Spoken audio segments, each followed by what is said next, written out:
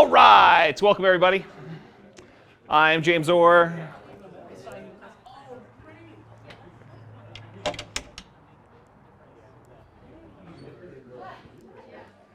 And we're going to get started. Right now. So there's no PowerPoint presentation. The only thing I have tonight is Spreadsheet. So there's no upcoming class schedule. I can tell you the class next week is going to be the most amazing class we have all year. It's really going to be crazy good. What is the class next week? Oh, that's right. It's Daryl's class. It is actually going to be the most amazing class of the year. So this is actually a really, really good class. Daryl is going to be teaching. I actually did not know what was going to be next week. So it's the class on home equity lines of credit, home equity line of credit magic, I think is what we called it. It's how real estate investors use HELOCs in order to invest in real estate. And it's going to be really, really good. First time we've ever done a class like that. And actually, first time Daryl's going to present an entire class without it being an interview. So we're really excited about that. Don't forget to come next week. Daryl has the ultimate say. I will record it, but he has the ultimate say as to whether or not it gets released. So if he feels, it wasn't like super amazing or he said something that I shouldn't have said, he has the right to say, please don't publish this. So I would definitely come live because there is a chance that it will not be recorded and released. So please definitely do that. Do you know what the class after that is? Yeah, the two classes after that, the next 2 weeks, are partnership and partnership workshop. So the first class is teaching you how to do partnerships. And the class after that, First class is partnerships. The second class is the partnership workshop, where you don't need to come to class number 1 to come to class number 2. It's definitely helpful. If you do miss class 1, listen to the podcast before you show up for class 2. But class 2 is actually, we play a simulation game, essentially, where you partner up in the room. It's an open market, and you get to experience what it's like to try and partner with other people on a deal when they have different parameters that they are trying to achieve. So it's a fun time. It's one of the most valuable classes that we probably teach in NCRAG from what we've heard from feedback. So don't miss the workshop. Yeah, definitely attend that. And you don't happen to know what's after that, do you? Yeah, it's not a big deal. Not anymore. All right, cool. So let's do introductions. We'll start with Brian going around the room. Just introduce yourself and, pay Brian a compliment. That's going to be the question for tonight. I have no idea. All right, nice. Say something you like about Brian. Jeez. I'm just going to hang on to this mic. Yeah. Grace is already evil-eyeing me like, I can't wait. My name is Brian Williams, long-term buy and hold investor in Northern Colorado.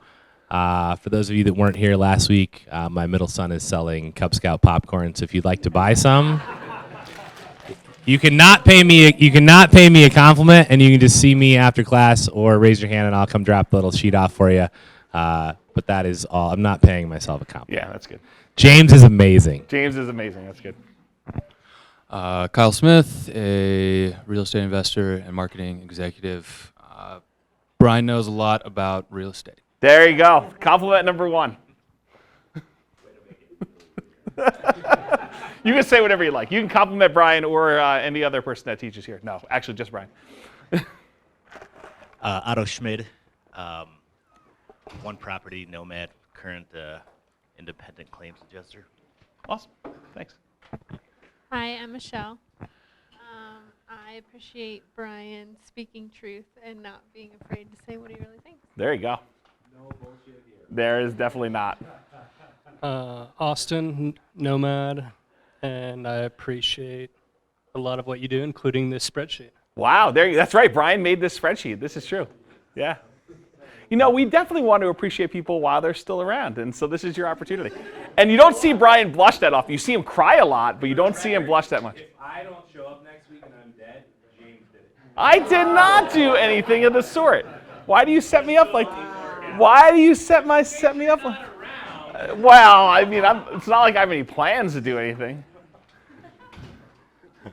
I'm Greg. I fix and flip. Thank you, Brian. Awesome. There you go. My name's Brian.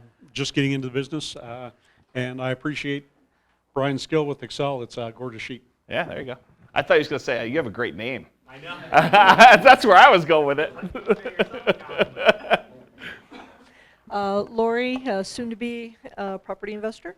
And thank you for everything you do, and appreciate the sense of humor. Wow, there you go. Denise Malal, long-term buy and hold, Northern Colorado. Love you, Brian. Oh, there you go. It's just like a love fest. It's like my newsletter this month. I am Emily Barnes. I'm a real estate investor, and I think that, Brian, you set a good example of having a prosperity mindset and then also giving back. That's really There you cool go. to see. Tammy Orr, real estate broker. James is my husband, and Brian, thank you for Brian, thank you for putting up with all of James's crap. Oh, there you go. Yeah. That's on the mic from your. I know. That's pretty good though. My name is Blake Berry. I'm a real estate investor in Northeast Colorado. Brian, I think I really like your forearms, bro. Like you're just ripped, I thought you were gonna go for the beard, like you're like matching beard looks. Shaved head, beard. Isn't that gray yet? That is true. It was a tie. It was Yeah. like forearms or beard. I'm going forearms. Okay. I want the forearms. Yeah. Oh, like the fisherman's beard. Yeah, the Alaskan fisherman. When he wears his like hat, he definitely looks like a fisherman. Yeah, it is pretty awesome actually. My name is Lindsay, and we just bought our first real estate investment property, so we're nomading. And Brian, I think you're a really awesome teacher, so thank you. There you go. Very cool. This is how I get him to teach for the rest of the year. Have all these compliments. Say, oh, by the way, I can't teach anymore. Yeah. This is why I thanked him for putting up. Exactly. My name is Nathan, first Nomad property that we're in, and yeah, love all the classes that you teach. Very cool. My name is Lynn, and thank you, Brian. I learned something at every class I come to. Oh, that's great. My name is Eric. I'm a broker / analyst, and you definitely have a nice beard. There you go. Don't know much more about you yet. Little beard envy. Zach, buy and hold investor, and I'd like to book the one thing. Oh, did you listen to his podcast before you came? Oh. Oh, very cool.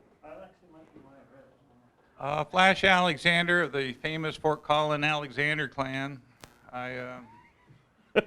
Is it really famous Alexander clan? Well, it is now. Oh, okay. It's like, I don't know. Looking forward to the next class. I have a lot of equity in a couple of properties I need to do something with. Oh, yeah. And Brian, I like how you accessorize, bro, and I'm going to grow a beards.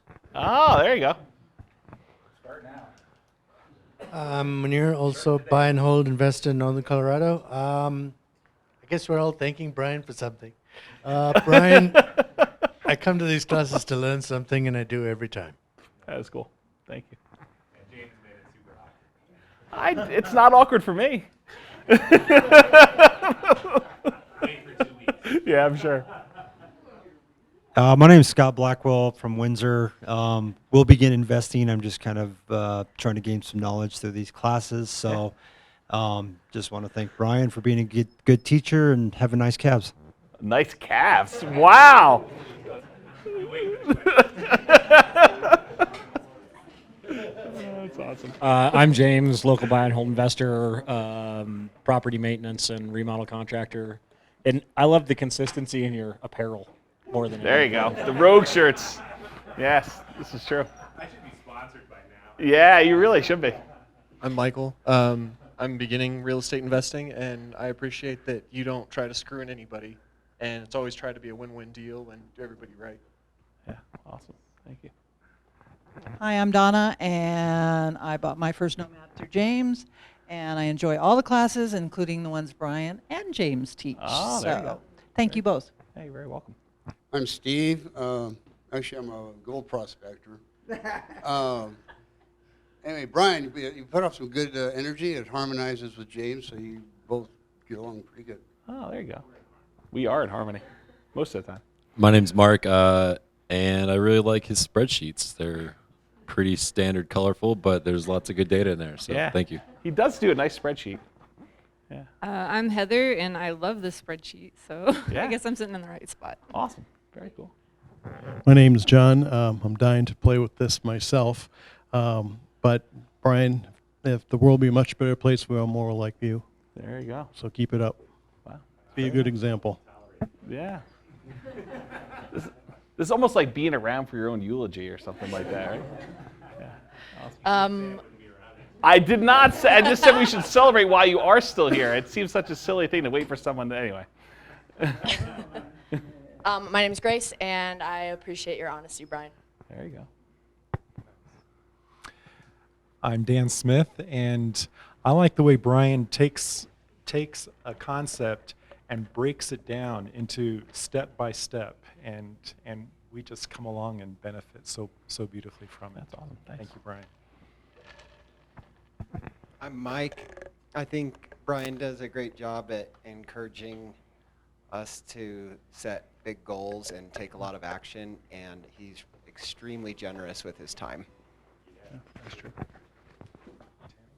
Tammy?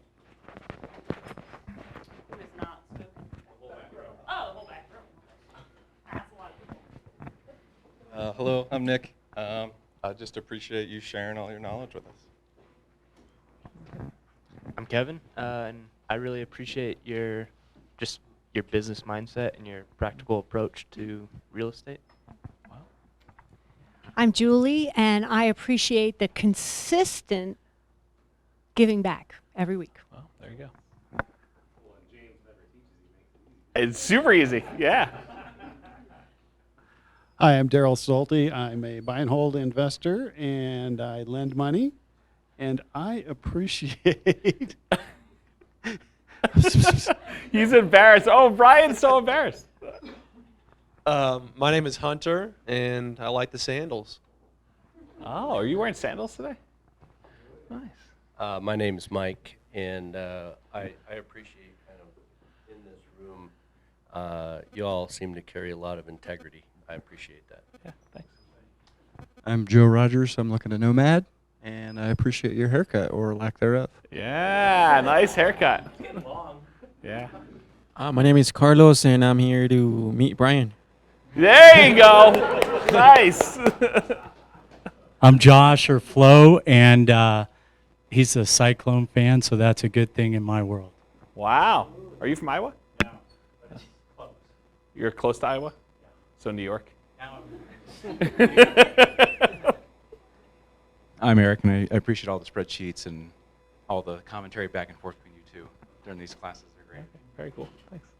Hi, my name is Sean McHugh. I've been investing for about 22 years now. I don't know Brian, but I really appreciate and respect people who share their knowledge and experience with others. And James, I think it was a great idea to say, hey, what's good about folks? Yeah, right. We don't do that a lot. Yeah. I have one other thing. I'm getting in trouble for this later. My yeah. friend Mark is in a blue shirt. He's sitting second from the Oh, right yeah. in the front there. Yeah. And he's looking to do his first deal. Yeah. And he wants to get some backing on that. He's a solid individual. I trust him. I hope you guys will give him an opportunity to do a deal together in the next couple of classes. Mark, I'm sorry, but I'm not sorry. Raise your hand, Mark. Yeah, he's there. Is this the same deal we talked about? Yeah. Hi, I'm Allison, and I appreciate both Brian and James for all the amount of energy that they put into every class. Wow, that's very nice. Thank you. All right, who's in charge of microphone? Is that Tammy or Brian? Maybe give it to Brian or something. Okay. Yeah, exactly.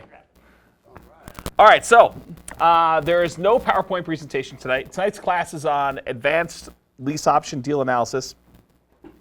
And what I thought I would do is walk you through the spreadsheet and use the numbers that we have for actually analyzing a lease option deal in real time, and make sure you have all of your questions answered about how to do it and what we do in each field and everything like that. So most of the time I stand up in front of the room and talk, but I'm going to sit tonight, so hopefully you guys can see the screen. So before I get into detail about the actual numbers and zoom out so that you can see, or zoom in so that you can see the numbers in detail, I want to zoom out and show you what the different sections of the spreadsheet are to kind of give you an overview of what is on the spreadsheet in case you haven't seen it before. So you guys should not be able to read any of the writing. So you don't need to worry about that right now, but I did want to show you some different sections. So Section number 1 is right over here. This is all of the input fields for entering in the purchase information about the property. So this whole section up here on the left-hand side is going to be your input stuff.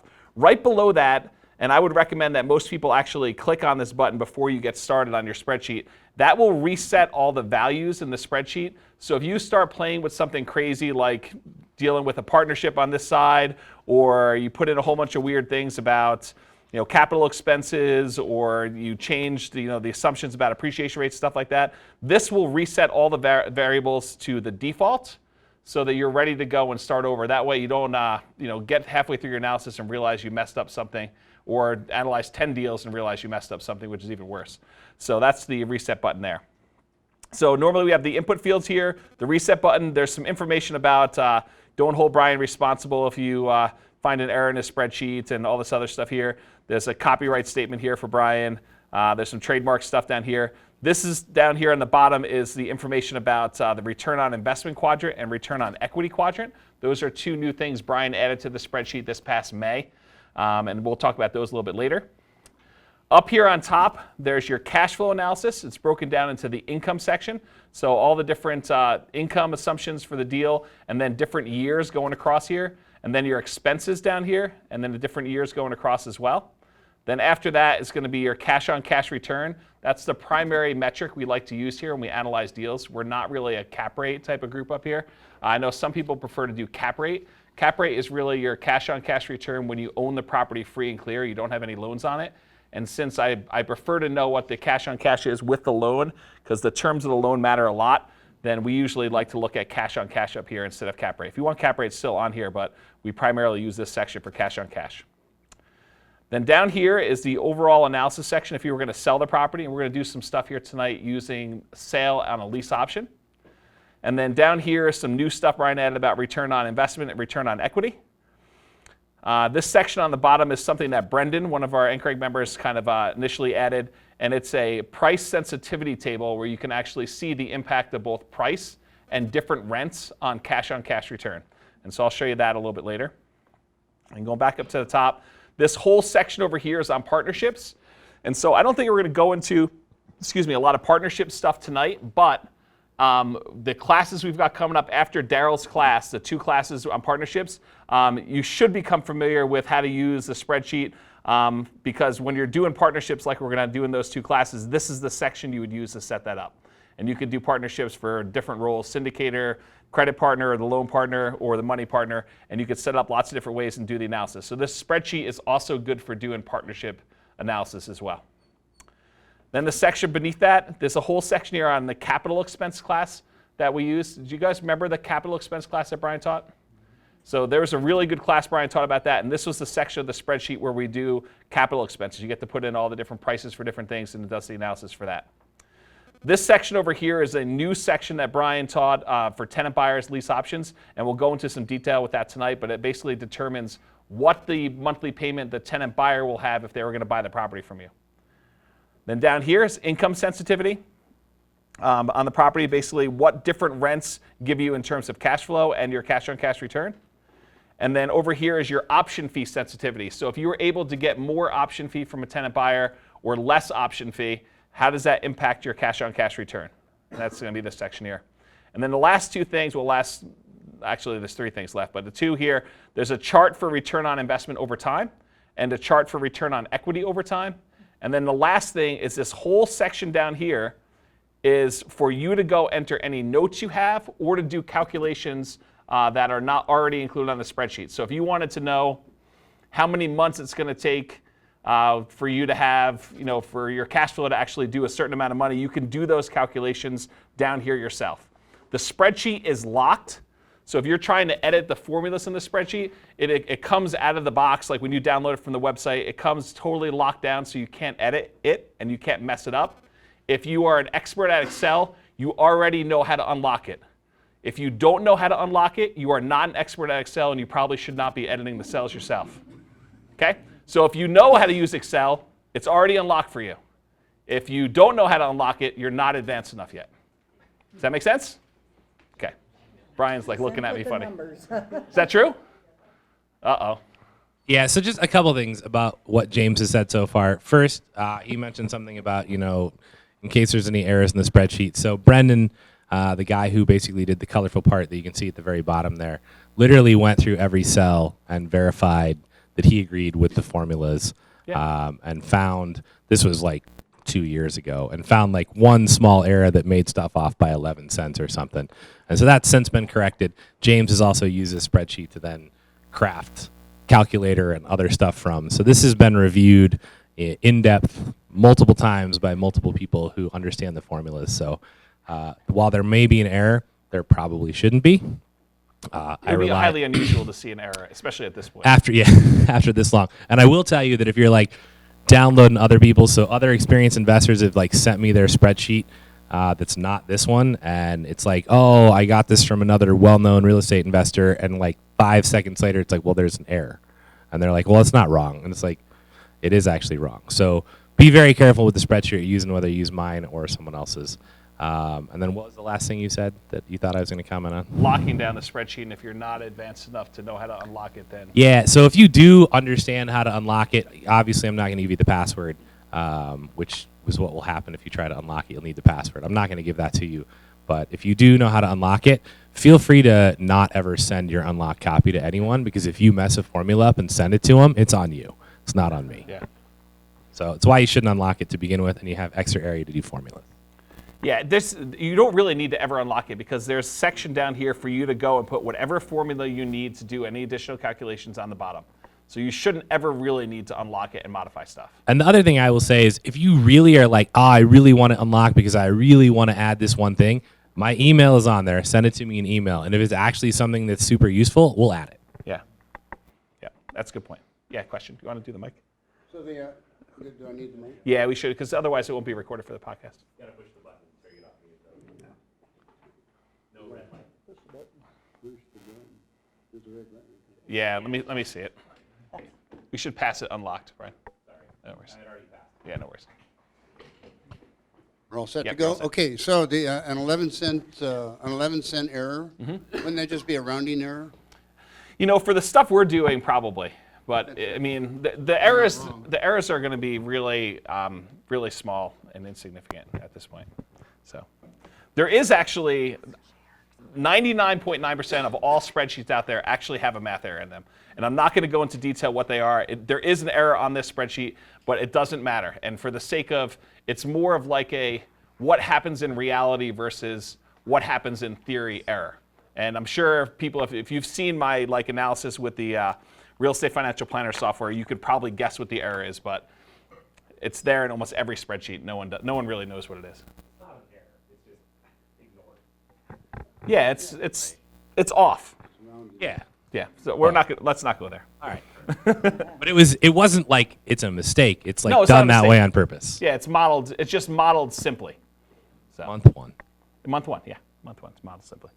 Okay, so what I'd like to do is, this is intended to be very conversational. That's why Tammy is up with the microphone, or Brian is up with the microphone. So if you have questions about something, let me know. It does help if you've gone to some of our lease option classes to understand what the lease option stuff is all about. But if you need me to give you basic lease option stuff tonight, I'm happy to do that so that you understand what's going on with the spreadsheet.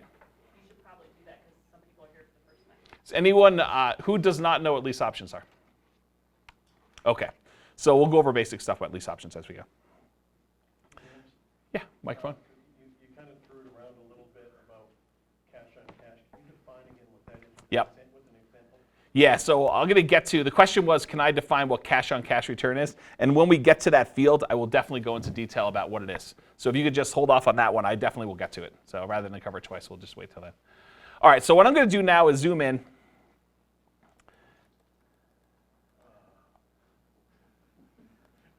All right, how's that for most people? Need a bigger TV. Do you guys still need me to zoom in even more? All right. How about that?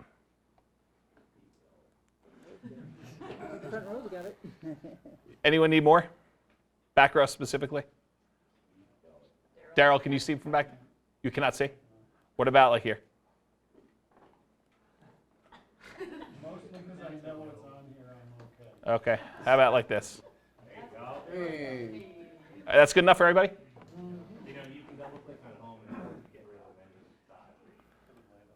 Yeah, that's a good point. Home. Double click here. Oh, wow. I learned a new, see, this is why I love doing this in front of a class, because Brian teaches me new like little cheats about Excel. He showed me the other day, this is probably like years ago now, but if you double click on this, it will make the cell the right width. I didn't know that. I had like no idea you could double click on that thing. Oh, F11 full screen. No. What is that? That's chart tools. That could have come really bad for you. You just charted the spreadsheet. Yeah, let's hide that. Let's delete that. F11 was Windows XP. All right. All right, so that shortcut didn't work. How about view? Full screen? Is there a full screen mode somewhere? Probably okay, just double clicking on home. It's Control L? Nope. All right, forget about it. Okay, so we're good for here. All right, can everyone read that so far? Yes. Okay, good. So first thing we do when we're analyzing a deal, I'm gonna give you a backstory. So the backstory for tonight is gonna be, we just got a new price sheet from one of the local builders in town, and they've got some properties that they are trying to liquidate their final inventory, and they've discounted some models. And so you can buy these properties. They are already discounted below what they've been selling them for. So the price has been established that they've sold other ones at this higher price. Now they've come in a little bit below market. So this could be an interesting opportunity for you as an investor to come in, buy a property, buy it at a discount. Maybe it's $10,000, $15,000, $20,000 discount, and then turn around and offer the property on a lease with an option to buy to what we call a tenant who is going to be a buyer, a tenant buyer. Okay? So what we're going to do is do a lease option, lease with an option to buy, to an owner-occupant, someone who wants to move into the property, live there, lease it for a period of time, and then eventually buy it on an option. So they're going to be a tenant, and then they're going to be a buyer. Does everyone understand the terminology lease option, tenant buyer? Everyone follow? Anyone lost? Okay, so I'm going to use that term throughout tonight. So basically, you're going to go find this deal, you're going to go buy it, you're going to get it at a slight discount, but then when you go to sell it to the tenant buyer a year or 2 or 3 down the road, what price are we going to use as our starting point for the price? The discounted price we got it at, or the higher price that the builder's been selling them for? Higher price. So we're going to start at this higher price, and we're going to add a little premium, a little appreciation on the property. So if they buy it at the end of year 1, it's going to be, arbitrary number, 3% higher. Okay? And if we go into year 2, maybe it's 6% higher. And then into year 3, maybe it's 9%. So we're adding like 3% a year to the property price, depending on what year they buy it in. Does everyone follow along the idea? In the meantime, while you're renting it, you're getting rent and cash flow. And what happens if they don't buy it? You keep their lease option. So in this case, they would lose their option fee. But what do you do with the property? Yes, you could keep it. You could decide to rent it at that point. You could decide to sell it with a real estate agent. You could decide to sell it for sale by owner. Or what a lot of people will do is they'll put another tenant buyer in there and they'll reset the price. What happens if the price in year 1 went up 10%, but you had agreed to sell it to the tenant buyer for 3% in the first year? They decided they didn't want to buy it. What are you going to do the next time you do it again? Yeah, it's a totally new price set, and you're going to set it at the new higher price. Does everyone follow along? Okay, so that's sort of the story for tonight. So when you go in here to the spreadsheet at first, what I recommend you do is I recommend at the very top of the spreadsheet is the ability for you to name what it is that you're analyzing.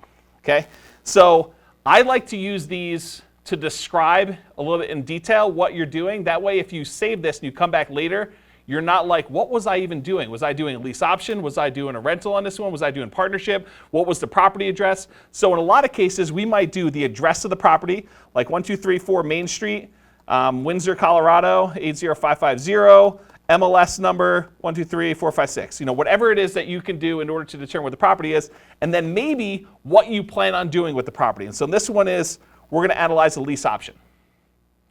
Does everyone follow along what I just did? That way, when you save it and you come back to this 6 months later, you have an idea of what you were doing.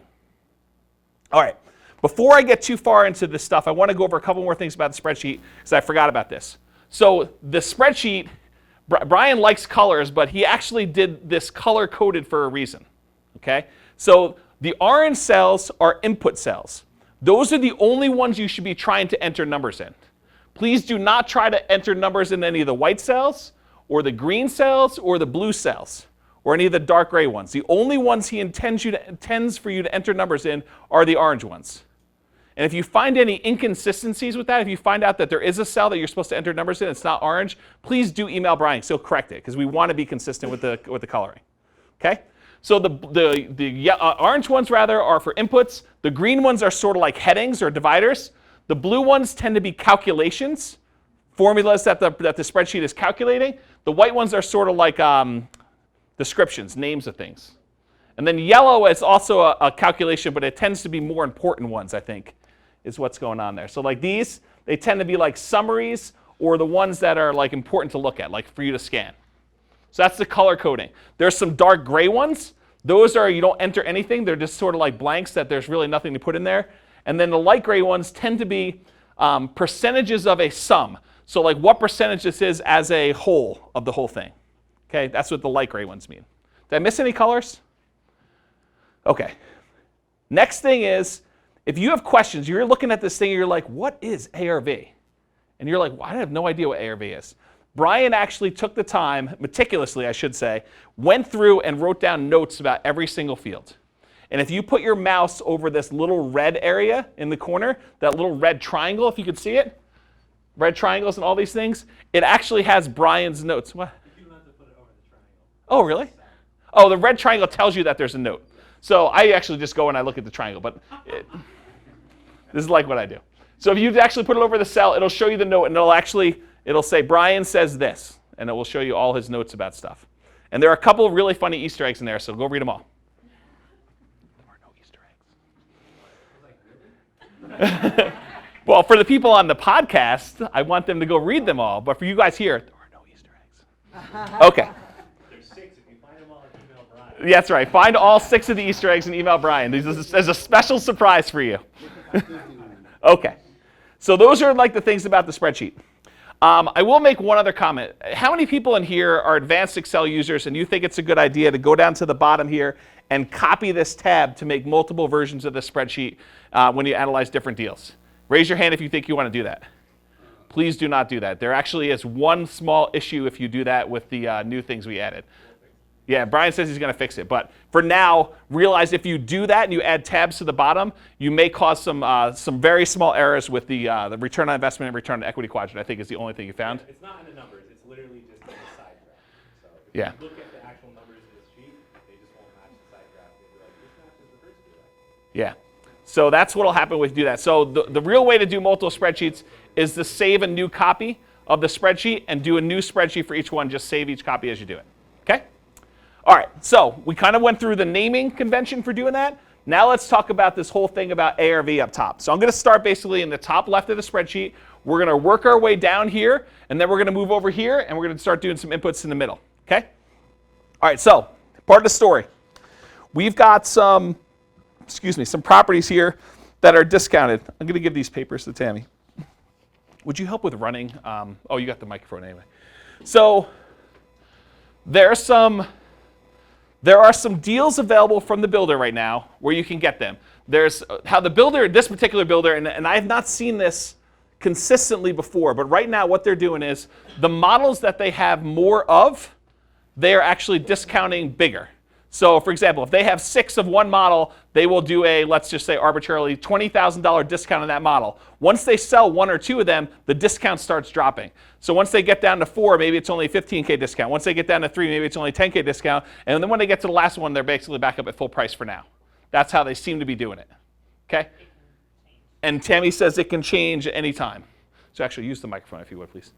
Okay, so what we're going to do now is we're going to go look at a particular model. What do you think is going to be the biggest factor affecting your return? Do you think it's going to be properties that are going to be the ones that are better cash flow? Or do you think it's going to be ones that you can get a bigger discount on?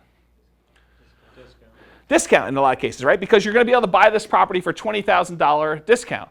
But here's the challenge with that. If you go and you ignore the cash flow side of the whole thing, you're probably going to be stuck with a property where you're not going to have great cash flow on the property. In fact, it may even be negative.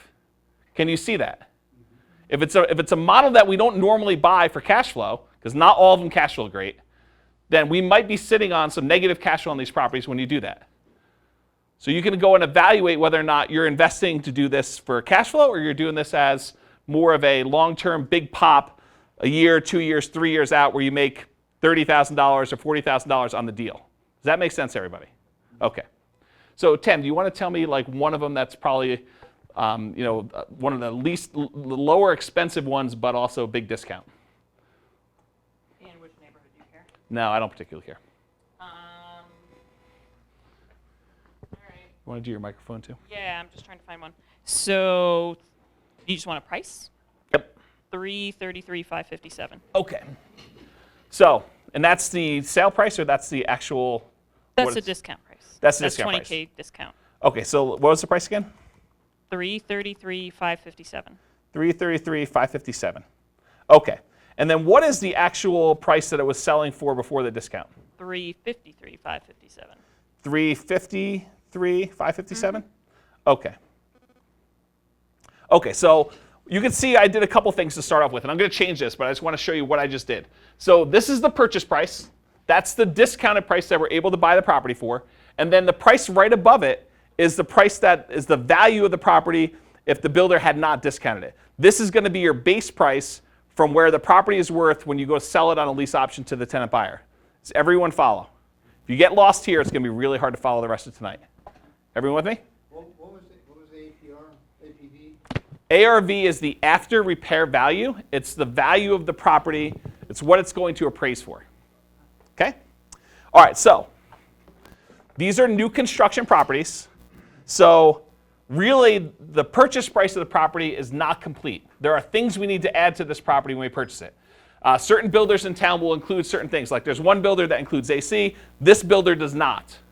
There are certain builders in town that include front yard landscaping. This builder does as well. There are ones that include backyard landscaping. This builder does not. There are certain builders that include garage door openers. This builder does not. There are certain builders that include blinds, window coverings. This builder does not. So there's a bunch of little things we're going to need to add to this price, both on the purchase side and then also on the value that we're selling it to the tenant buyer for, because we're going to add those when we buy it. Does everyone follow? Okay. So what I like to do, and you guys may do this differently, but I'll tell you why I do it this way. Some people will go and they'll just add in all the different stuff that they're adding to it, and they'll show you what the total price is and just enter in a single number on here. I personally like to do it a little differently. Instead of just putting the price here, I like to show what I'm adding to the different fields. So for example, this one's going to be worth $353,557 plus I'm going to add AC, and the AC is $5,000. Okay? Plus, what else do we need to add? Backyard landscaping. How much is backyard landscaping approximately? $6,000 seems reasonable. Plus microwave. How much is the microwave? $525, I think. $525 for a microwave. Plus marble counters. We're probably not adding marble counters to this. Refrigerator. $1,200 for the refrigerator. Plus fence in the backyard. What's a fence run? Depends on the fence and depends on the yard size. Yep, so it's going to depend on the fence, whether you're doing privacy fence or like a, what do they call it, the other one? Split rail? Or the white vinyl. Or the white vinyl, depending on what neighborhood it is. And so what's the approximate price on that? For this neighborhood, I'm going to give you $7,000. $7,000. Okay, so if you have these numbers, use them. But if you don't know what a fence costs, what are you going to do? If you're actually starting to do this analysis and you're like, I have no idea what AC costs. Some of these are easy, right? Because the builder has their price list for AC, for a microwave oven, for whatever else it is. But some of them are much more difficult, like the backyard fence. How much is a fence? If the builder's willing to do it, you can roll it in. If the builder's not willing to do it, you have a hard time rolling it in. You're going to need to guess. Or call them and get quotes. Okay? So is this one, what neighborhood is this? Severance. Okay, so we can roll the backyard fence in with this particular one. In another neighborhood, they won't do the fence. So you had to do it off market. Garage door opener. $350. Yeah, Daryl. Space to put your own crap. This would be a great place for that down there. Like what you're doing and... Put all these things down below. I mean, you know what I mean? Because then you can go back and know what every one of those ones were. Great. So what Daryl basically just... What Daryl just said is you could take all these extra numbers, you could scroll to the bottom into this notes section. Whoops. Hello. and you can kind of just like, whoops, paste the different numbers and then break it out. Oh, I guess I didn't do it. Yeah, and then you could put in notes. You could say, okay, the 5,000 was AC. And then you could do 6,000 was backyard landscaping. You get the idea, and you can go label what it was so that you remember exactly what you put in there and why you use that number. Okay? What happened there? Oh, B11 here. Okay. Okay, so what else do we got in here? We've got AC, backyard landscaping, microwave oven, refrigerator, backyard fence, garage door opener. So blinds. So this is a really good point about blinds. So can we finance in blinds? Can we get the builder to include blinds in this particular case? No, not anymore. So do we put it here in this section for A or V? For A or V? Yes.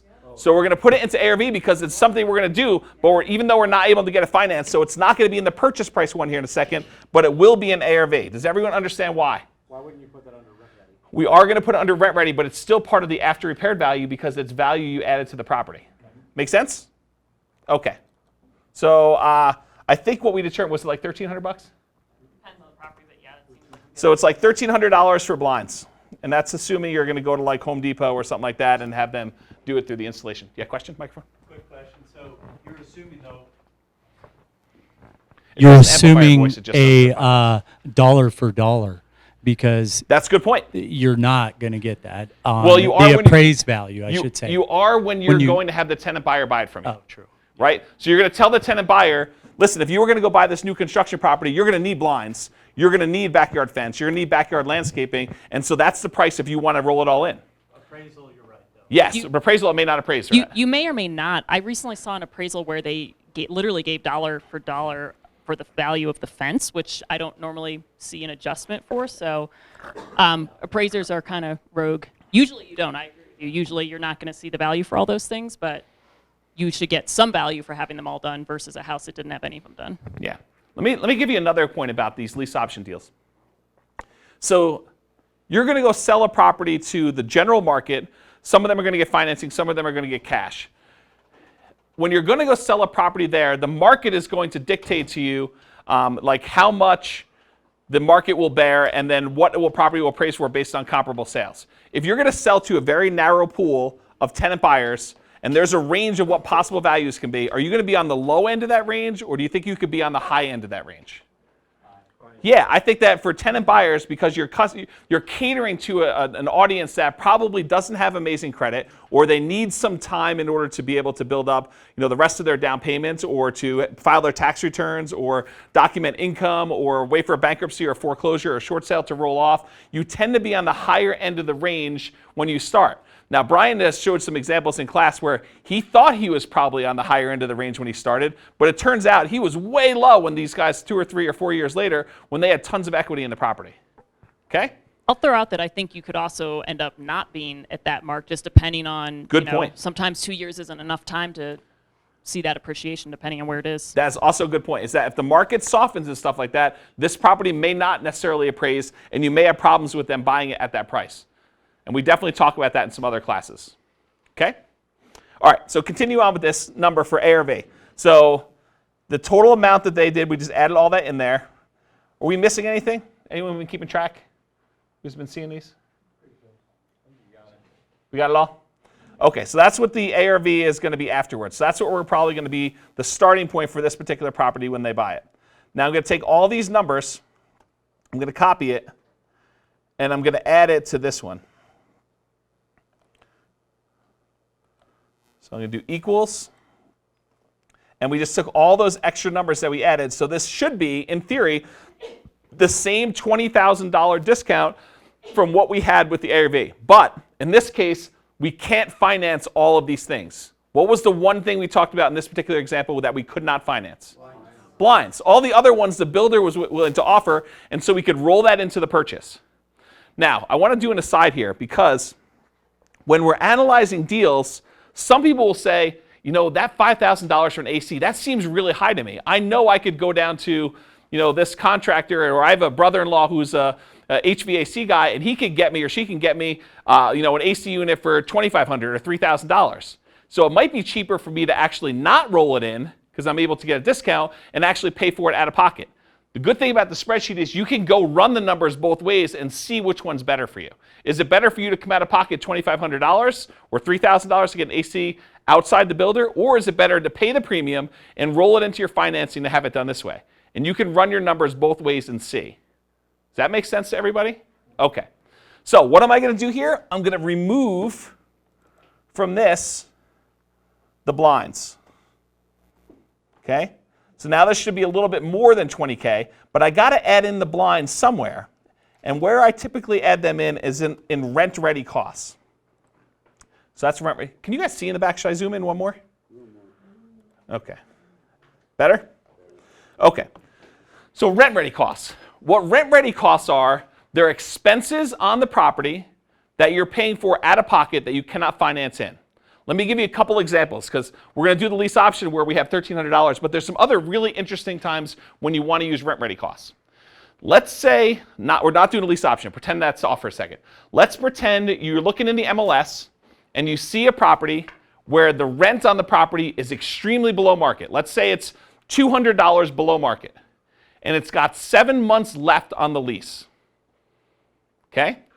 So how do you analyze a deal where the rent on the property is locked in for 7 more months, but it's $200 below current fair market rent? How do you analyze a deal like that? Do you do the low rent when we do the calculation and put it in there at $200 below market and see what it looks like and then adjust it like a year or two later? Or do you think of it as this? Do you think of it as I've got 7 more months where I'm getting $200 a month below market rents? And so what I can do is say, that's about 7 times 200, $1,400. And I could say, what if I did this? When I bought the property, I reached into my wallet and I pulled out $1,400 and I put it on the table and I said, this is the money I'm going to need to pay on this property to cover the below market rent for the next 7 months. And so it's sort of like a one-time upfront discount on rent. But normally rent is going to be this number, for $200 more. You could put $1,400 in rent-ready costs to offset the below market rent for the next 7 months to make it a one-time cost of acquiring the deal. Does that make sense to everybody? And why you would do that? It changes where you have the number from a worse cash flow to a part of your denominator as part of your initial investment to acquire the property. It's a cost of acquisition when you do it that way. Make sense? Okay. Another example of rent-ready costs. Let's say you're going to go buy a property, and when you buy the property, it needs a lot of work. Let's say you're buying a 10-plex, and you know that all the units, they're really dated, they all need new carpet, they all need new paint. You could go and budget all the money up front under rent-ready costs to do all the repairs on the units, right? You could say it's going to need $7,000 a unit times, what did I say, it was 10-plex? Times 10 units is going to cost you 70 grand. So you could put 70 grand in here and really crush and destroy your numbers. And the fact is you're probably not going to be able to go in there and do all $70,000 worth of work from day one anyway. So you could go and do rent-ready costs here to do that. What's another way we could do that? How could we deal with the 10-plex that we bought that we know the units are all going to need to be turned? Yes, so what they said is put maintenance in the right year. So you could say, hey, listen, for the first 5 years or whatever it is, figure out how much it's going to cost and how long it's going to take, but maybe maintenance is 20% or 25% or whatever it is for the first 5 years until you get to the point where every time a unit turns over, you now have an updated unit to do that. Does that make sense? Okay. Other rent-ready cost things. What if you don't have a lease option agreement? What if you don't have the paperwork for doing your deal? Can you put in the costs of the lease option paperwork, meeting with an attorney, in your rent-ready costs for your first deal? Yeah, so that way you have that calculated in as part of your thing. Can you say to the tenant buyer that that's part of the acquisition? That, let's come to an agreement in person, face-to-face, and then we're going to have an attorney go and actually write the agreement up to protect you and protect me, make sure that our agreement is done correctly and that you're going to get the property to be able to buy it. And so you actually can include that as a cost to your tenant buyer too. All right. I think that's all I had to say about that. So let's move on here. So we covered ARV and purchase price. What about seller concessions? What are seller concessions? If the builder throws in an AC unit, couldn't you say, all right? Yeah, so that's more of a generic way to look at seller concessions. The specific thing we're looking about seller concessions is a dollar amount that the builder contributes or a seller contributes towards your closing costs. Okay, so seller concessions in this case would be the builder says, hey, listen, I will allow you to raise the price by $5,000, and then I will kick in $5,000 toward paying your closing costs. Why would we want to do that? Why would we want to raise the price by $5K only to get the $5K back to cover some of our closing costs? $5K less out of pocket. So basically you get to finance your closing costs when you do it that way. Okay? Now you could test this. You could say, is it better for me to come out of pocket the $5K, or is it better to me to roll it in and pay interest on this $5K? In most cases, I think you're going to see that this boosts your return. Putting the $5,000 in seller concessions and having this, the builder, in this case, the seller, finance it, in other words. What if the builder's lender is offering you $2,000? Would you put it there as well? No, if the lender is giving me $2K, I would just reduce my closing costs by that amount. That's how I would do that. Yeah, because you're not actually financing it. You're not like bringing it in there. But yeah, I think mathematically it would have the same effect though, because I think where Brian does it is he subtracts out seller concessions from your closing costs, so it would be the same mathematically. Is that true, Brian? Yeah. Brian says sure. Okay. So seller concessions there. Now, in a lot of cases, if you're already pushing price, you've gone to the builder, you did not get a discount, let's say as an example, and you're buying a property, and you've added in your backyard landscaping, your fencing, your refrigerator, all that other stuff, and the price is already pushing where you think it might appraise. Do you think it's a good idea to try to add another $5K on top of that where you might not appraise and ask the seller to give you $5,000 in seller concessions? No. Probably not as strong. But now that you're getting the property at a $20K discount, maybe you do ask for that. Does that make sense? Because we're getting the discount, I think it's easy to ask for the $5K in seller concessions. Okay. All right, so in this case, we will do $5K. So what are we going to do here? We asked the seller for $5,000, so our purchase price is going to be all this plus $5,000 more for seller concessions. Make sense? Okay. This right here is an automatically calculated field, 1.39%, and it tells you what percent of the purchase price is in seller concessions. Why is that important? Because certain loans have limits as to how much you can do in seller concessions. You can't just get the seller to give you $50,000 in seller concessions and use it as part of your down payment. First of all, you can't use seller concessions as your down payment, period. But even if you could, the problem is there's limits from the lender as to what you can have in seller concessions, period. Microphone. I think it's also, excuse me, important to understand what your estimated closing costs would be, because you don't want to add $5,000 to the purchase price, get $5,000 in closing cost concessions, and then only have to pay $2,000 in closing costs. Yep. Because you're just paying $3,000 more for no reason. Yeah, that's a really good point. And so Tammy's got some sheets from when we just did a loan recently where we have the estimated closing costs from this stuff. And when I get to that, we'll do those. But yeah, go to your lender and say, hey, listen, I'm thinking about adding $5,000 in closing costs to this. Am I going to be able to use all those? Because what happens on a contract in Colorado if you don't use the seller concessions from the seller? It goes back to the seller. So if you went and you negotiated, let's say you added $5,000 to the price and you asked them for $5,000 in concessions, if you don't use that full amount of money, it's like you paid the seller more voluntarily. Now there are some things we can do to kind of offset that. We can decide we're going to pay some points to buy down our interest rate to use more seller concessions, or to increase closing costs, which is really the same thing. Or we can increase our prepaids. We can go get an insurance policy where we decide our deductible is $250 instead of like 1%. Really bump up what it costs us for the prepaids and try to use our seller concessions. The challenge is we can't do this on the very last day, right before closing. You need to plan this out like a week or two ahead of time so that you can make sure it gets updated. Okay? All right, so we talked about that. That's why that percentage is there. Down payment amount. So what are you going to put down in order to buy this property? In other classes, we talked about how you could buy a property, an investment property, with 15% down, but you're going to have PMI, and the interest rate's going to be ugly. You put 20% down, you don't have PMI, and the interest rate's going to be pretty decent. But you could, if you wanted to, voluntarily put 25% down, improve your interest rate, borrow less, and it would improve your cash flow pretty significantly because you're borrowing less and increasing and improving your interest rate, making it lower. Okay? So talk to your lender and go over different loan. And by the way, there is another bump, I think, at 30% too. So you can go talk to your lender and find out what the differences are. In this case, we're going to use 20% down payment. Okay? All right, down payment amount. So this one is a calculated field.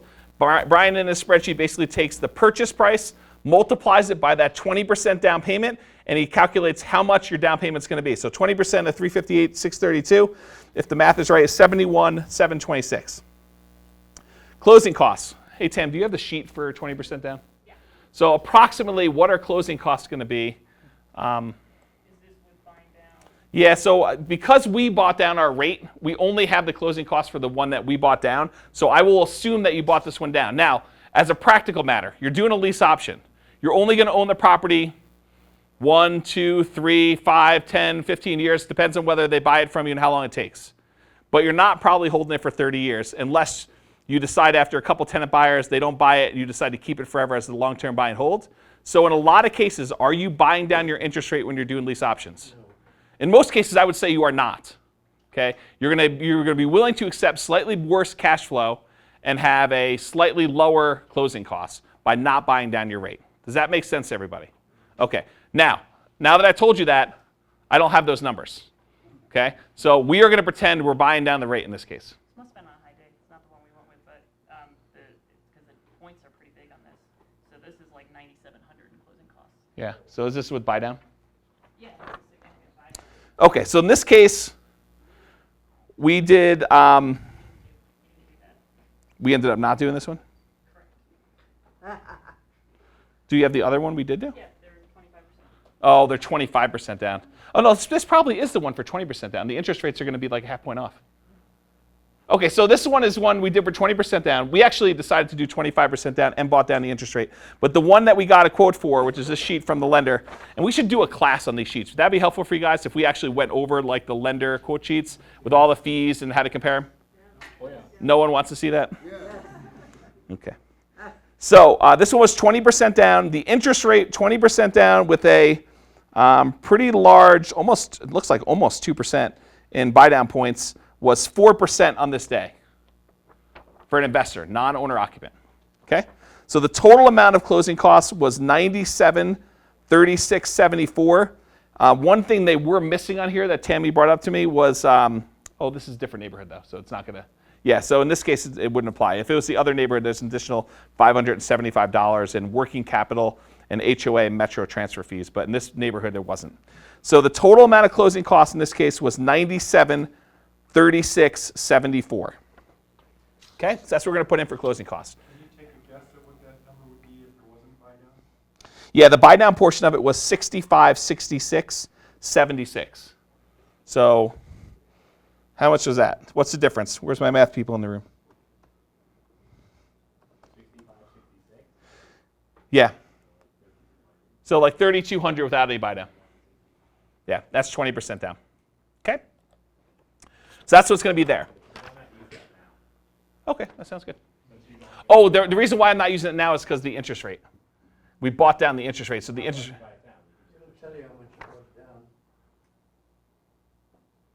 I don't think it does. That's got to be more than over a point.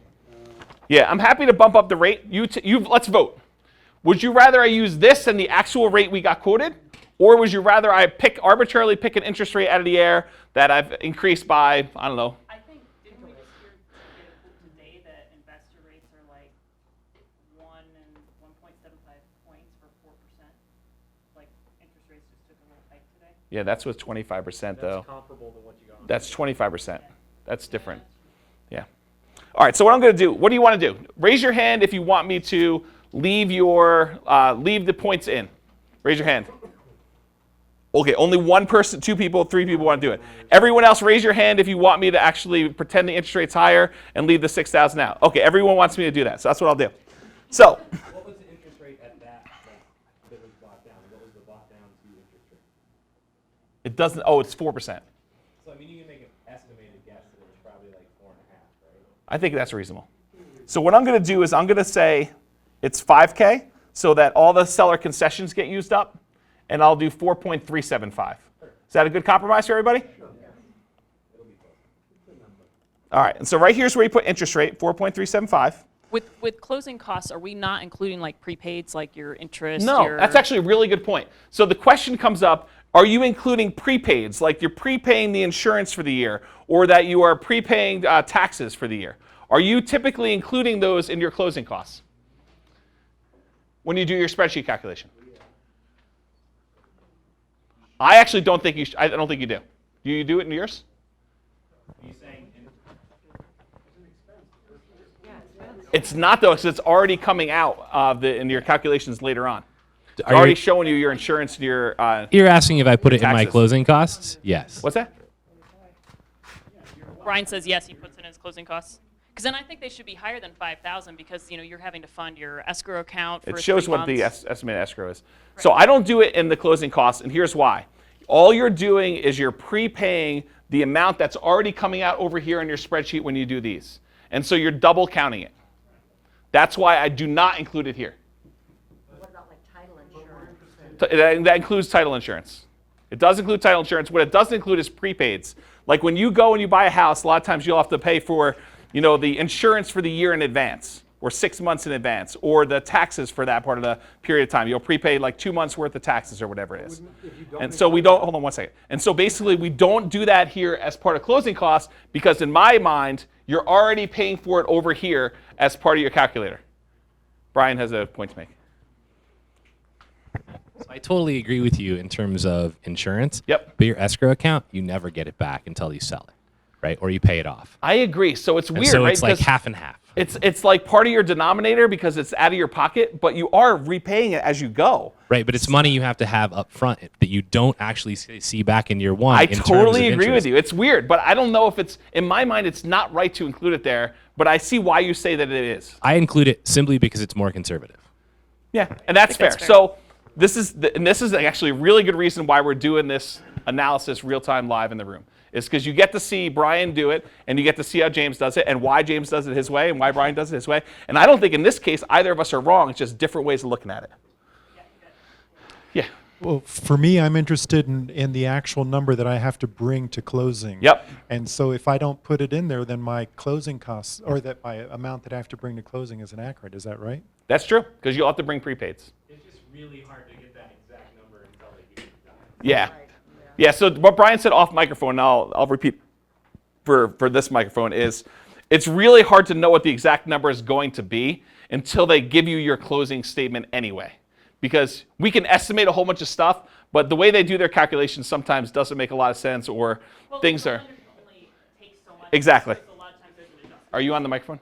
I'm close enough. Tammy says that the lenders can only do so much, and that's why it's hard to be accurate for escrow funds.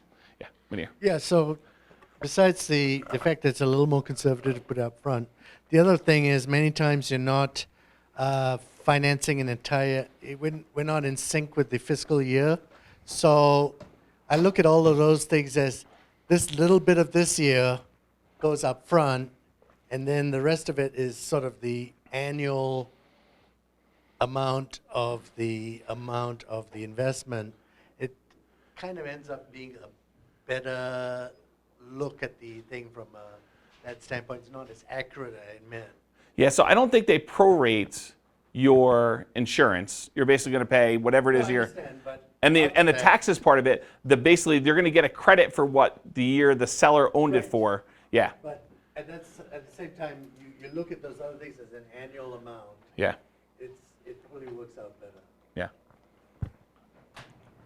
We'll come back to you. Yeah, so in continuation of what he's kind of saying is if you go and you inflate the numbers on taxes and insurance to cover the costs that you're saying, that's your formulas to the right automatically go based on a 3% inflation. So you're going to continuously inflate, saying that you have that amount over and over again. So no matter what, you have to put it over there, or you're going to go piggyback in those costs to the consecutive years.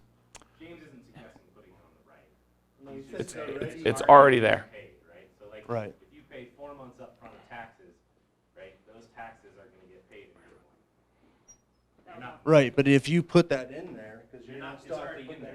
Your taxes are already $1,500. You just paid $400 of that. Correct. That's what James. Okay, I see what He's you're never saying. actually putting 1,900 in taxes. Okay, that makes sense. Yeah, I'm not. But even still, that's capital contribution, so that'll still affect your cash-on-cash return as well. So what Brian is suggesting is because you don't have the money in your pocket, it's actually part of your initial upfront cost, which impacts your denominator, which impacts your cash on cash. So in that way, yes, that is true. So yes, for that reason, you probably should put it in there. I personally do not. I don't add prepaids to there. I estimate my closing costs to be actual costs and not prepaids. But this is just a difference in opinion in how you do your calculations. And I don't think you would be wrong in doing it either way. His is more conservative. It's going to lower his number a little bit. It's going to make it a more conservative cash-on-cash return number. And actually, it'll impact all of overall ROI because it's part of your overall initial investment, which is impacted by everything.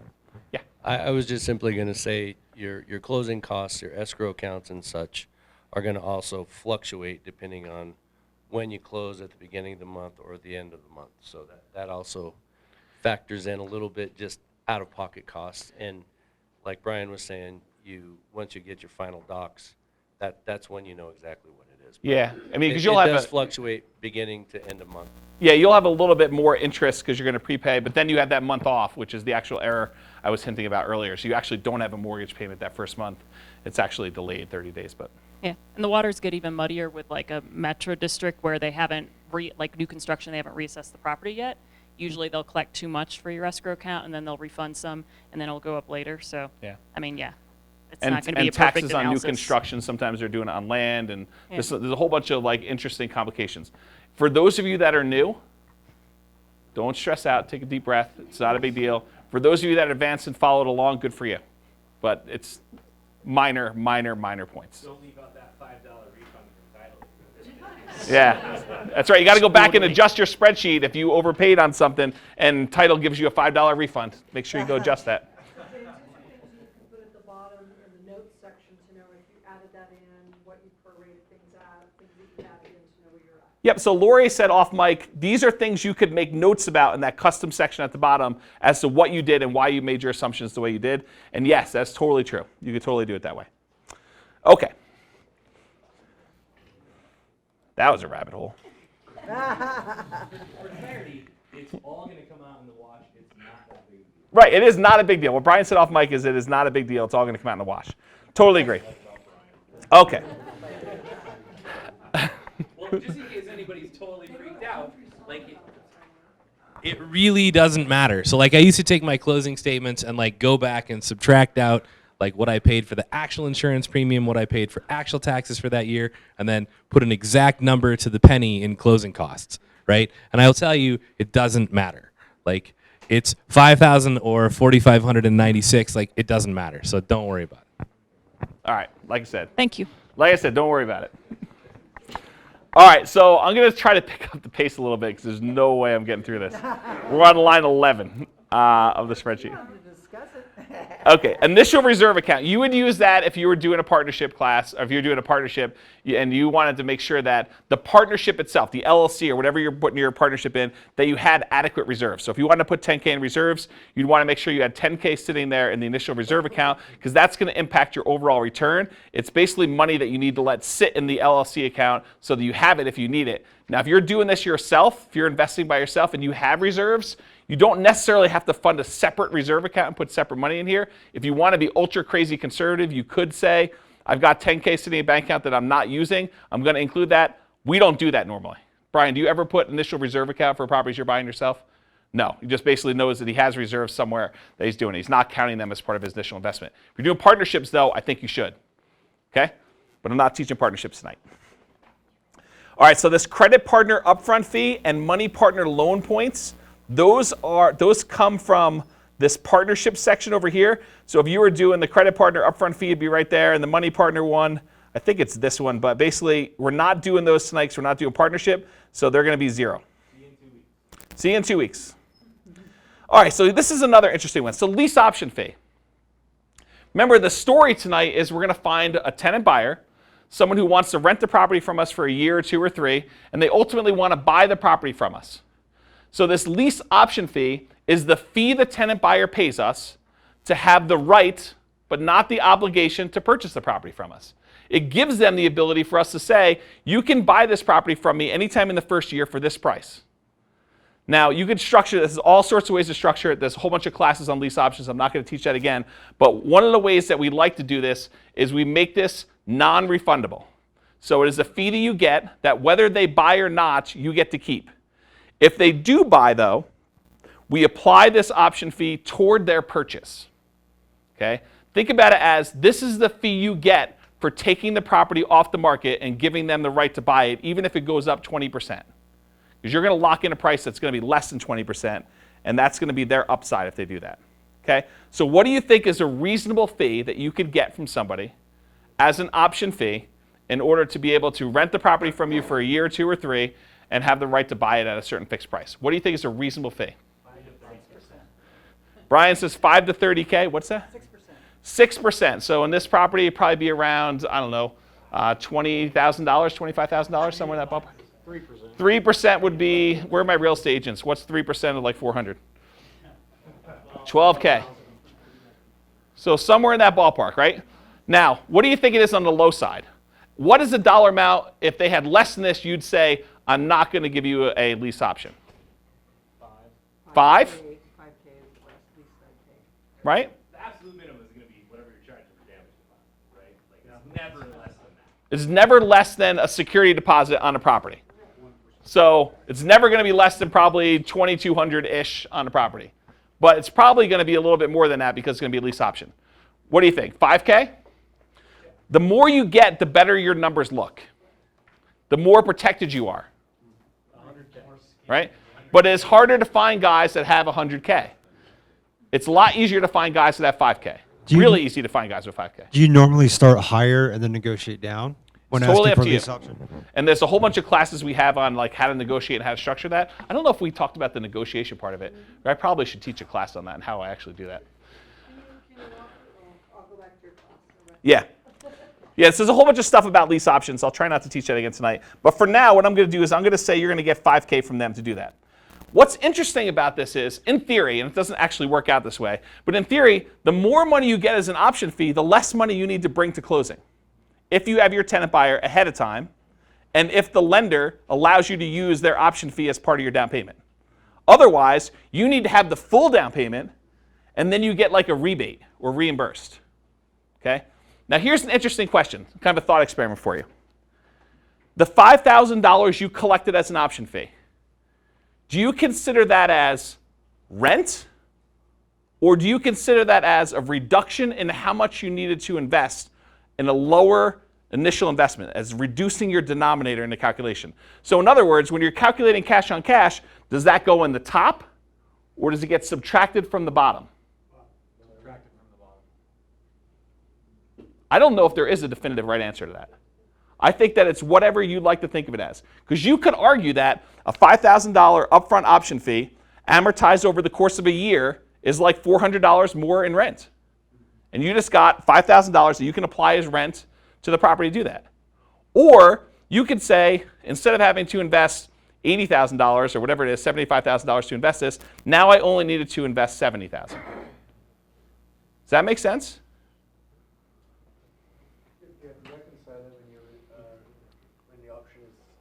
Sure. And so for tax reasons, you don't actually collect it as income until they either buy or don't buy. So you don't have to pay taxes on it until then. But, I mean, you get to earn it. It's non-refundable. I think you got to put it in the denominator because in the end, you don't know if they're going to exercise in year 1, 2, or 3, and that will change your monthly income because that number doesn't change regardless. That lease option fee is the same from if they execute on year 1, 2, or 3, or 5, or whatever. Not necessarily true. You can actually charge an option fee for year 1, an option fee for year 2, and an option fee for year 3. So you could actually do extension fees each year as well. So it's complicated, but I think it's personal choice. All right. So option fee here. This loan amount is calculated, basically shows you it's 20% of that purchase, I'm sorry, it's 80% of that purchase price. Your PMI amount, if we were going to go buy a property and we put less than 20% down and the lender told you your PMI is going to be $120 a month, you'd enter in $120 a month here, and the spreadsheet would then calculate correctly. Once you reached 78% equity, this would then drop off in the calculations. Okay? So that's a new feature Brian added in May as well. In this case, we put 20% down, so there's no PMI. Does everyone follow along with that? Okay. Here's the interest rate, and we had a discussion about where that came from, right? So when you're doing this analysis, where do you get your rate from? It's not a trick question. You need to call your lender. How many people, raise your hands, if you think you're bothering your lender by calling up and asking them what interest rate you could get if you got a loan from them today? Raise your hand high. Why are you not calling your lenders then?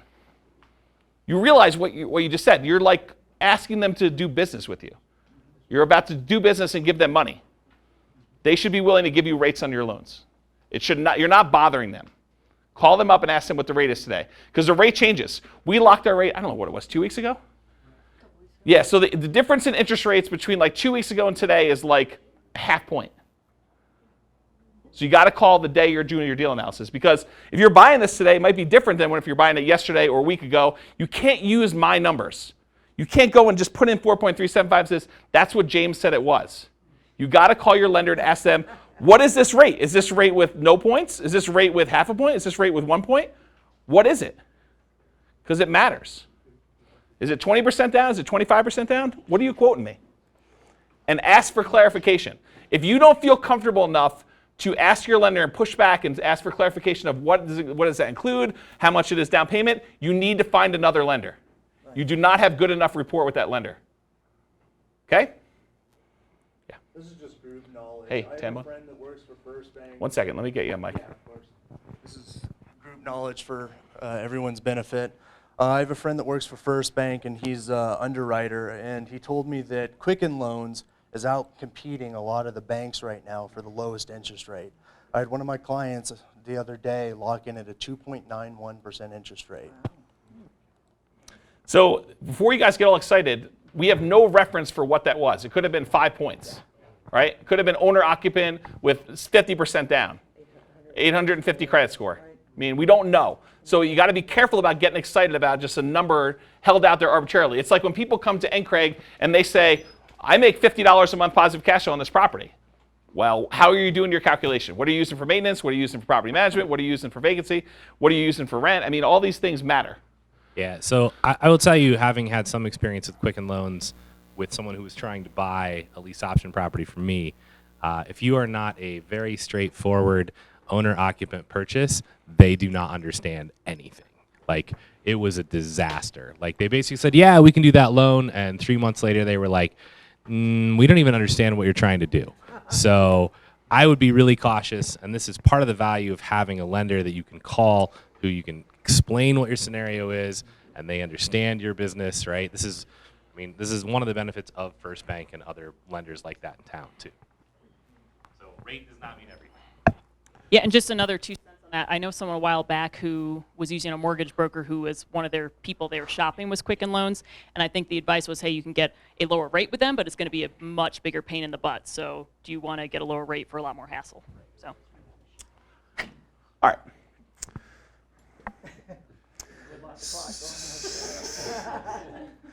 And we're going to jump right to cash on cash return right now. No, we're not. All right, so second loan amount, if you were going to get a second mortgage on this, you'd enter that into second loan amount, second loan interest rate, and second loan length. In this particular case, we're not doing any second mortgages, so we're going to leave all three of those fields blank.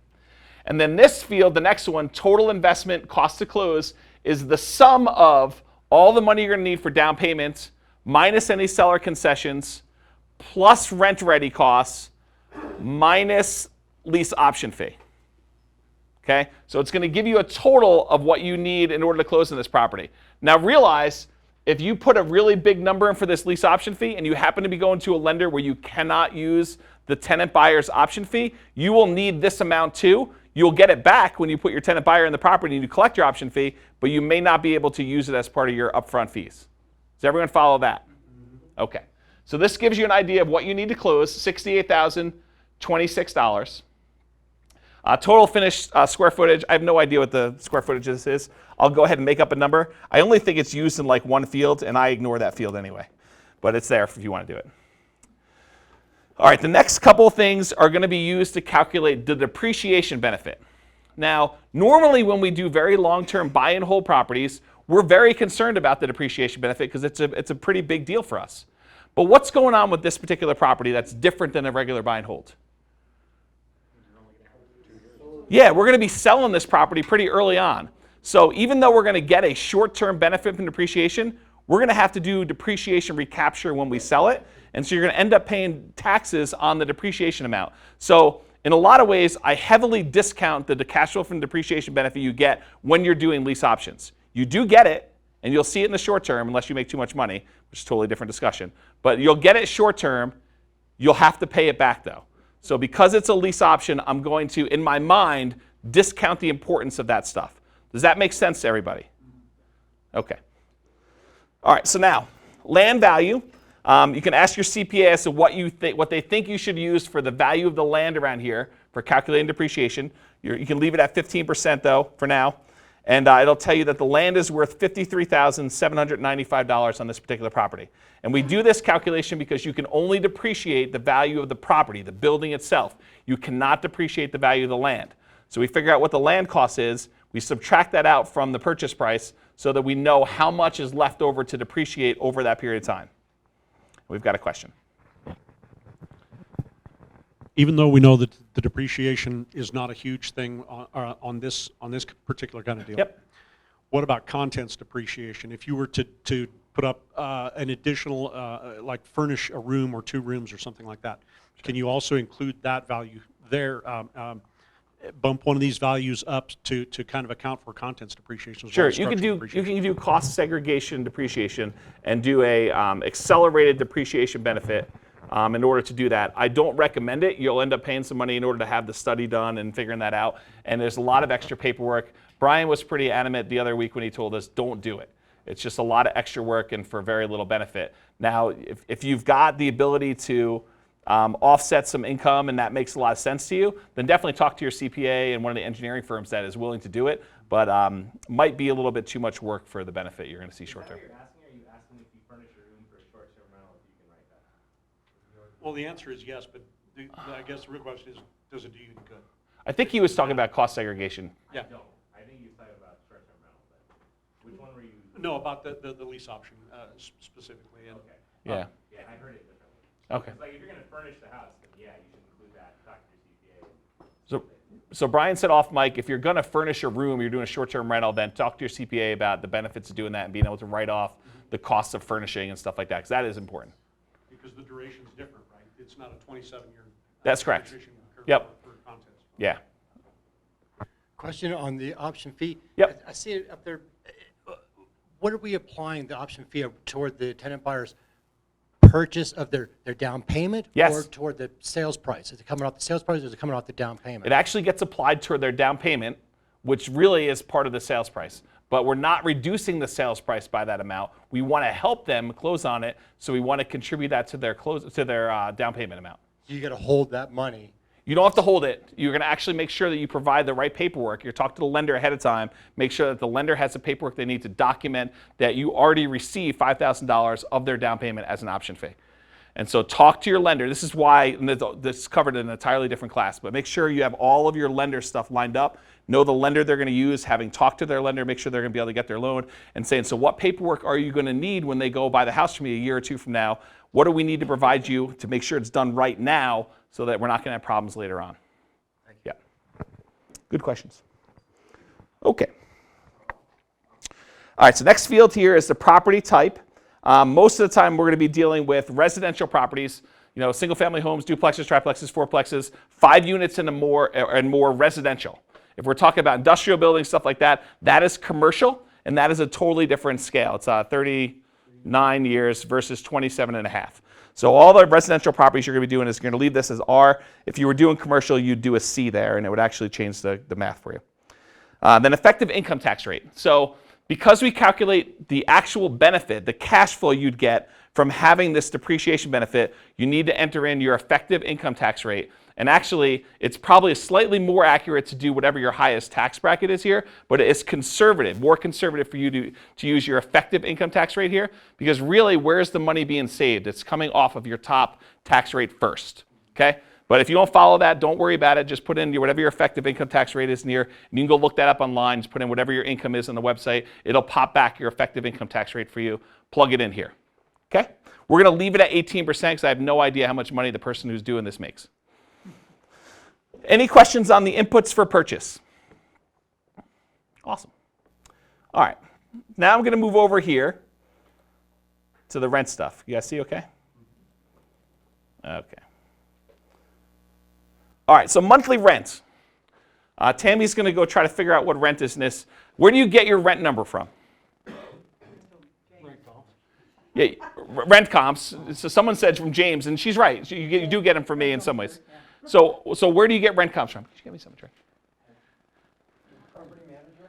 Property manager. So if you're going to have a property manager manage your property, you could call up your property manager and ask them, hey, listen, I'm thinking about buying this property. What do you think it would rent for? And your property manager can give you that. If you're not going to hire the property manager, which in this case you probably are not, right? You're doing a lease option. So you're probably cutting the property manager out. You're doing this yourself. Do you think it's copacetic to call a property manager that you're not going to hire and ask them to do work for you for free? No. I don't think so. Now, if you have 10 other properties with them, do you think they'll do that for you as a favor? Yes. Absolutely. Absolutely. So where do you get rent comps from if you don't have a property manager to do that? Craigslist, Zillow, what's it? Pad Mapper. So where we use a service called Rentometer. We pay for the pro subscription for that. So if you're a client of mine, you can send me a property address and we could send you a report. It's like a 2-page PDF that pulls up comps. If you need it in spreadsheet form, we can definitely do that. But we will go ahead and do some research for the rent comps for you. So Tammy pulled up rent comps for this property from Rentometer. Can you please tell me what the rent says? It's not for this exact property. What do you want, median, average? Give me the sheet for whichever one we're using, please. Okay. So this is some rent comps for similar properties in the same neighborhood. It says that the average rent in this neighborhood for a property that's sort of like this is $21.95. The median is $2,100. The 25th percentile is $2,013, and the 75th percentile is $2,378. So somewhere between $2,000 on the low end probably, and $2,400 maybe on the higher end is about where rent comps are going to be for this. Are rent numbers exact? No, and here's the big problem, right? Is that we're so concerned about cash on cash return, but even a $50 difference in actually your monthly rent can have a huge impact on your cash on cash return. And you're not really going to know what rent you're going to be able to get. Maybe it's off season. You know, maybe you're buying it right now, and by the time you close on this, it's going to be almost Thanksgiving. Well, I guess that's crazy. It is almost Thanksgiving. Yeah, Halloween, which is even worse. I mean, that's a bigger holiday than Thanksgiving, right? It's not even a holiday. So, like, rents they're a range, right? And I see this all over when clients, you know, they try for one rent and another client gets a higher rent or they get a slightly lower rent, and you see natural variation in this. Okay, so what rent do you use here? What do you think? Somewhere between $2,000 and $2,400. One of the things Brian just suggested is you run them all. You run a $2,000 a month when you see how the numbers look, and are you okay with that? You run a $2,400 and you don't get too excited. You only leave that on there for like 5 seconds. You look at the number, then you delete it really quick because you don't want to get yourself too excited, right? Now, one of the things we're going to show you later is how it impacts cash on cash return by different rents, and I'll show you what that looks like.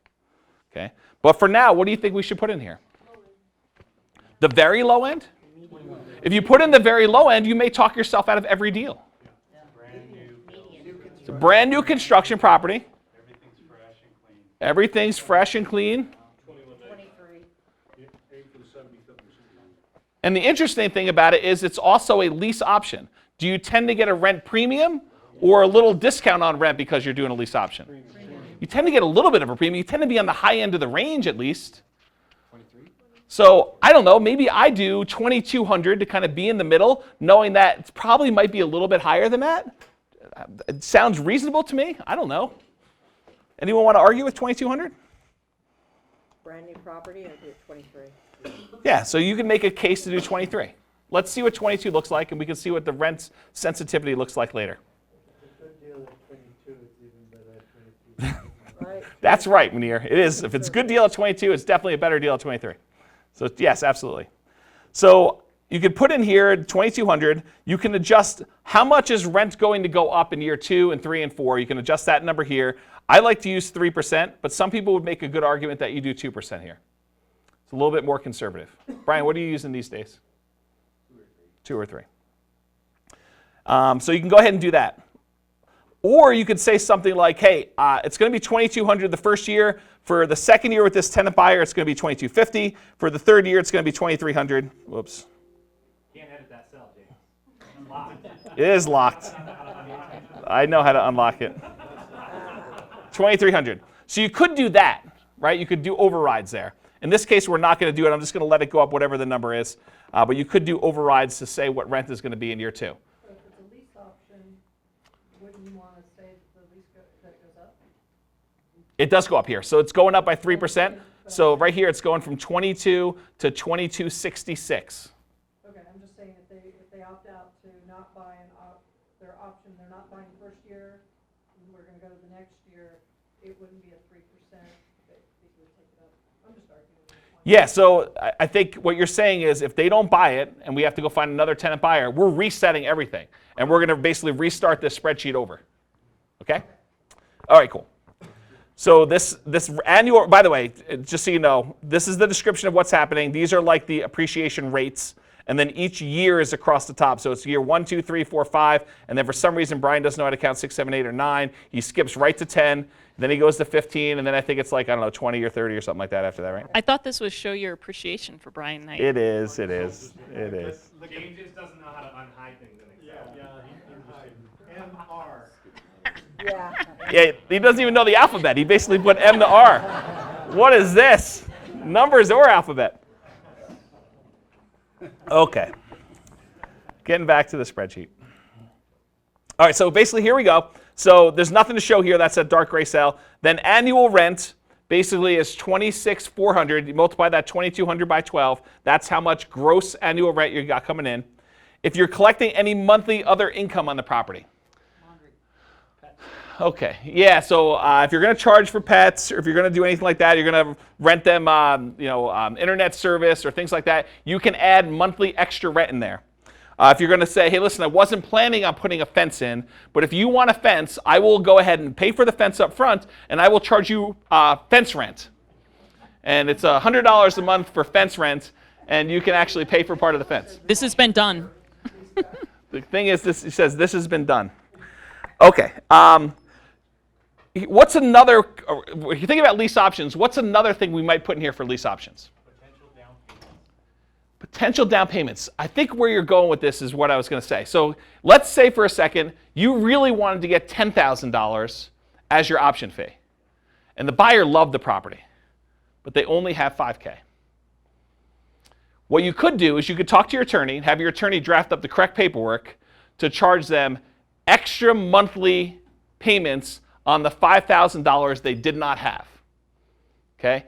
It wouldn't be the first of the month rent and probably for your attorney. Your attorney's probably going to do it as a note, and they're probably going to collect it separately on the 15th of the month for reasons that we teach in the lease option class. So go listen to that. Okay? But this is where you might put that other income. So you might say, I'm getting an extra $300, $400, $500 a month. Whatever number you can do in order to pay that note off over a very short period of time. It's $5,000 and they may have a year or two to do it. So those numbers become pretty large, $200 or $400 a month, depending on whether it's a year or two. Right? Just really rough math? Okay. So you could do that. In this case, we're going to assume you're not getting that. Annual other income, so it would take that number that you put there and it would multiply by 12. Gross potential income, it sums up both the annual rent and the annual other income and gives you a total there. And then vacancy. So if you've got a property and it takes you X amount of time between tenants in order to fill the property, what does your vacancy calculation look like? 8% per month. That's true. So if it takes you a month to do it, it's about 8%. What number do we normally recommend you do this for long-term buy and holds? 3%. When I say 3%, is anyone concerned? They're like, wow, that seems really low. You've been conservative so far, but 3%, that seems like ridiculously small. Anyone want to challenge me on that? What's that? I said there's a ton of rentals being built. Okay, so the question is, there's a ton of rentals being built, so maybe vacancy is going to be a little bit higher. You're going to take a little bit longer to get your tenant in there. What we recommend is that you start at least 60 days before your current lease ends to find your tenant. If you do not have a tenant after the first week of that 60-day period, what are you going to do at rent? You're probably going to drop rent a little bit until it rents. Okay? So it is very expensive to have a month of vacant property. So do the math and figure out what that is. Maybe you only drop it by $20 or $25, but you're trying to find it. Now, if you're getting calls and you're just not finding someone who's qualified, I'm not sure I'd drop it then. But go watch the tenant screening and tenant marketing class in order to hear our full spiel on that. Okay? So vacancy. Question? Is that vacancy percentage the empty days divided by 365? Is that how you get that number? Yes.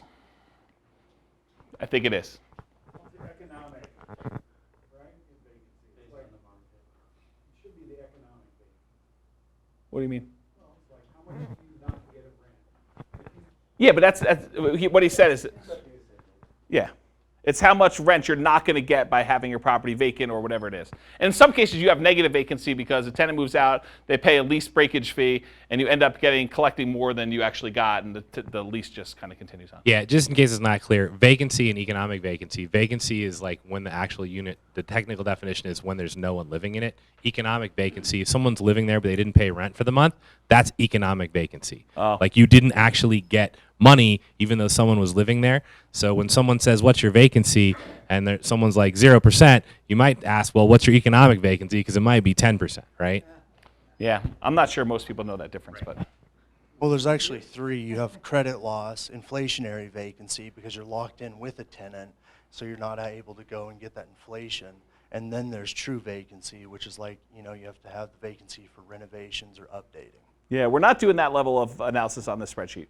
But yeah, I mean, if you have below market rent because you've had a tenant in there for 10 years, then you can make the case that part of that is a lower maintenance number probably from not having to do unit turn and stuff like that. So it becomes much more complicated. All right, so after you take into account vacancy, it does your gross operating income, which is this number here, 25,608. And then down here we have fields for taxes, insurance, HOA, utilities, 2 other fields, and then annual additional expenses. So taxes, let's start there. This particular property happens to be in a metro district, a metropolitan taxing district. It's where they release bonds in order to pay for the infrastructure to build out the neighborhood. And so in this particular case, I usually do about 1% of the purchase price. And so, whoops.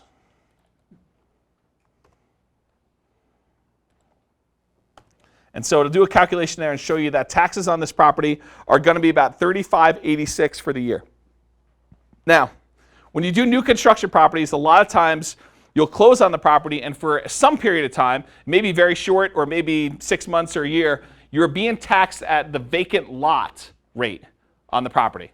So because the assessor has not come out and reassessed the property at the new fully built house, you may have a couple of months where you're paying taxes at $50K or $60K rate instead of $400K.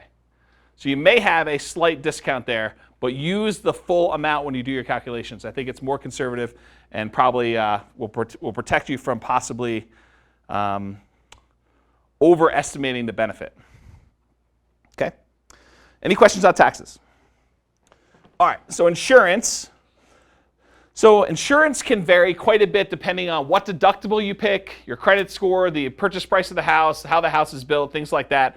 I think $1,200 is probably a little tiny bit on the high side. If you've got a relatively high deductible on your property, I think it's probably closer to do, what did we say, 1,100? Yeah, I think 1,000, 1,200, depending on what you do. Yeah, so somewhere between 1,000 and 1,200 is what we're seeing on some of the properties that we're buying like this. So depending on what you pick, though, yours might be a little bit more, a little bit less, but that's in the ballpark.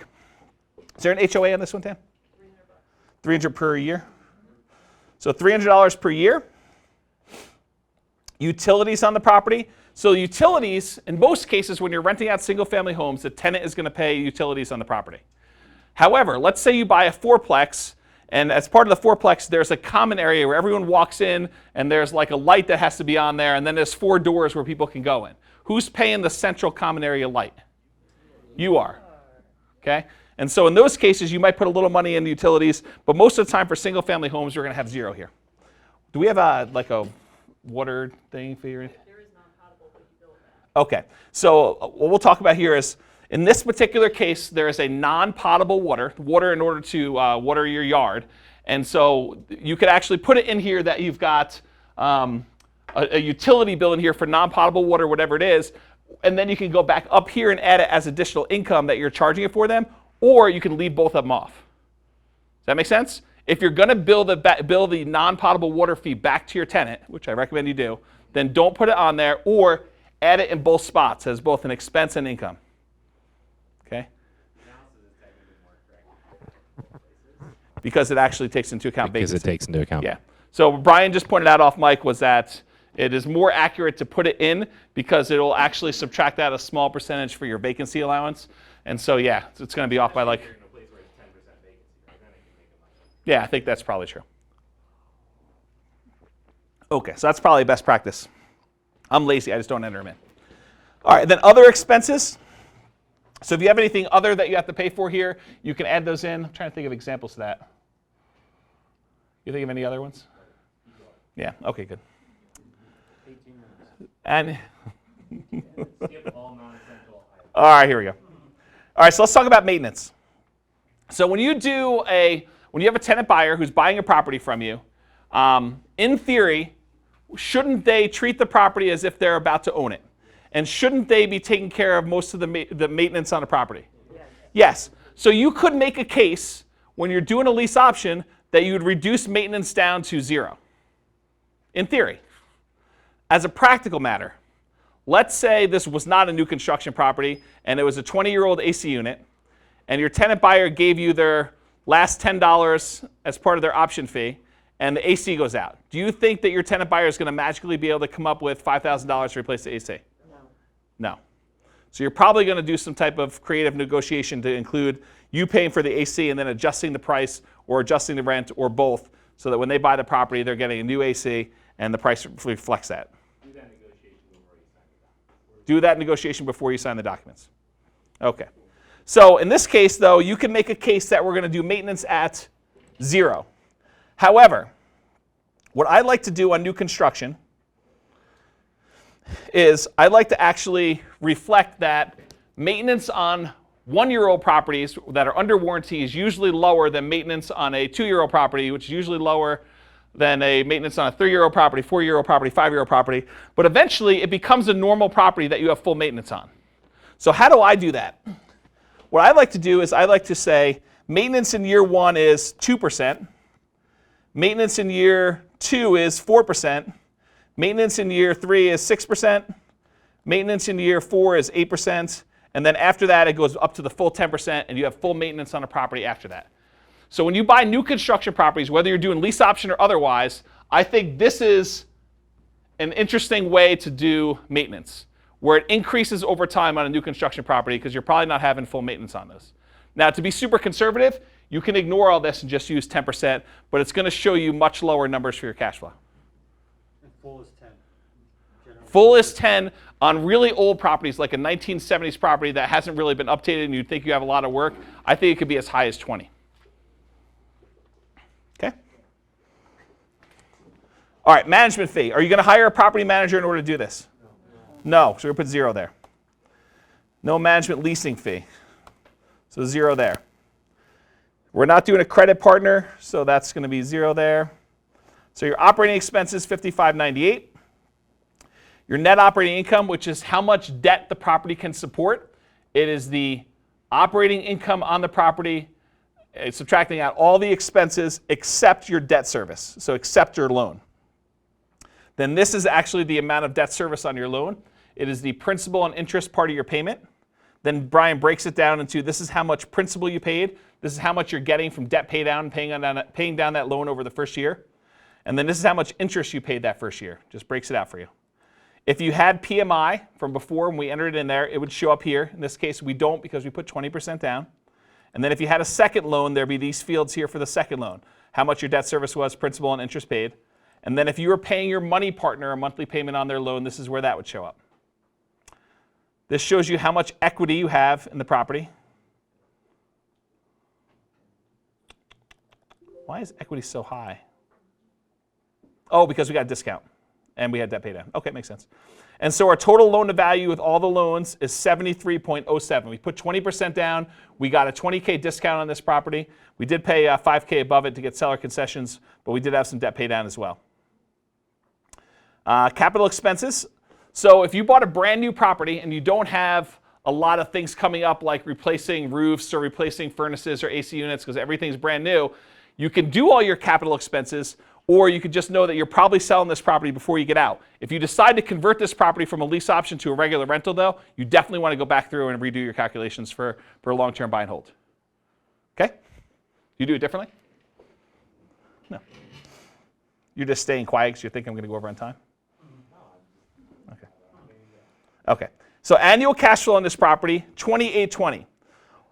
If I had time, I would go back through and I would change all my assumptions to show you what it would look like if this was a regular rental, not new construction, with like full 10% maintenance and property management and all that other stuff, and it would probably be, at best, break even, probably slightly negative with 20% down. So just for fun, I mean, just change the two cents. Just management and your maintenance. It'll get you most of the way there.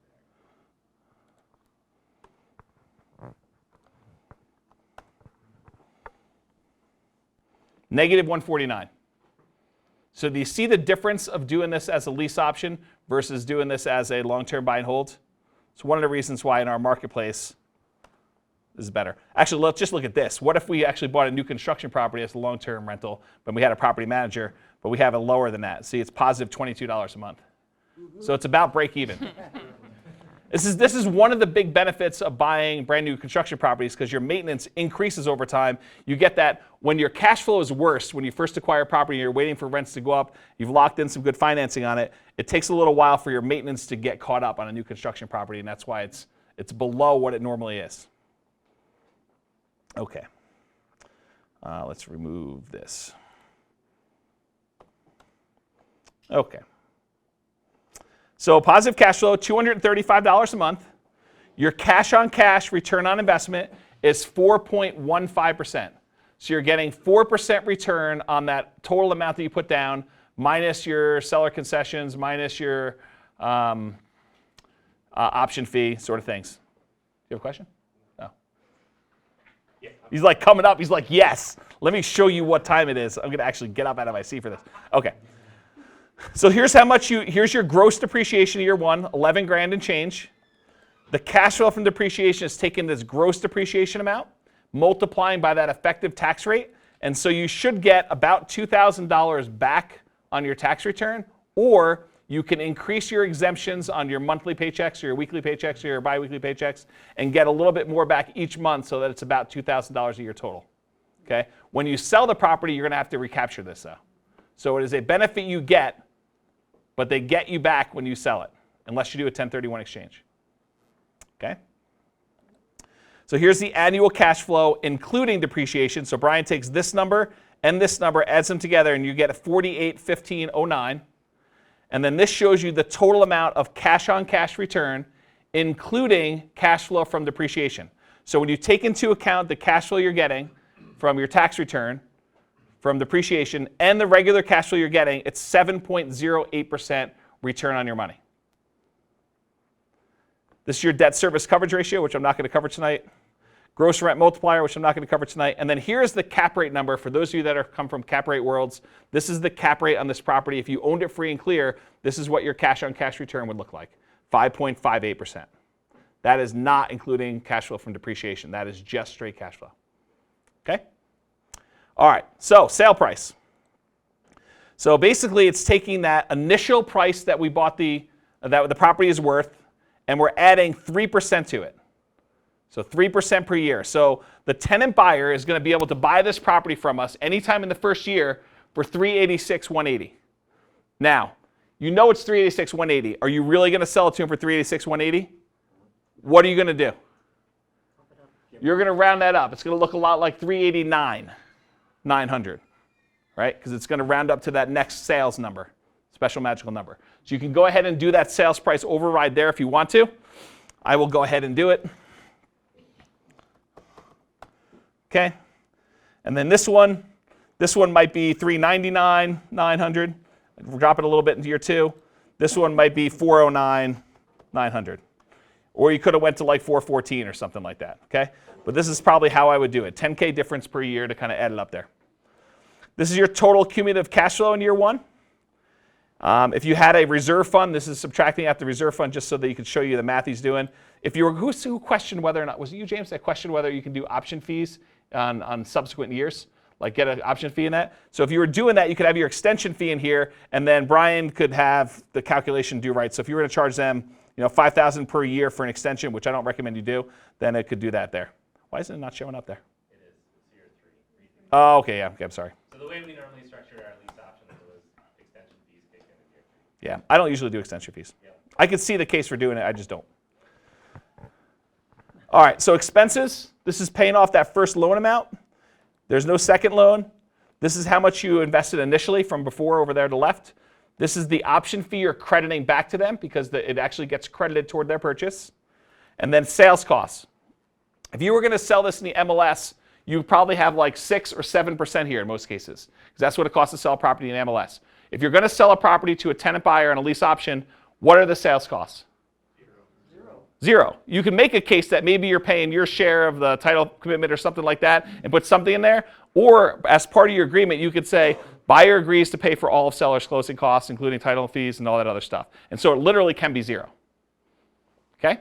So I'll keep it at 0 for now. And then your total profit, including everything, is $37,520 if the tenant buyer buys the property in year 1. If they buy it in year 2, you make $55,355. If they buy it in year 3, you make $73,470. Your return on investment for the overall deal is 55.15% if they buy it in year 1, 81% if they buy it in year 2. That's over that same period. So per year, it's 40.69. Or in year 3, it's 36% per year, or 108 total. Okay? If you want to use compounding return on investment, that's these numbers, 55, 34 and change, and 27 and change. And if you're a crazy internal rate of return person, those are the IRR numbers. We're not going to cover those tonight for time. Okay. So, yeah, I got a little bit of time crunch going on.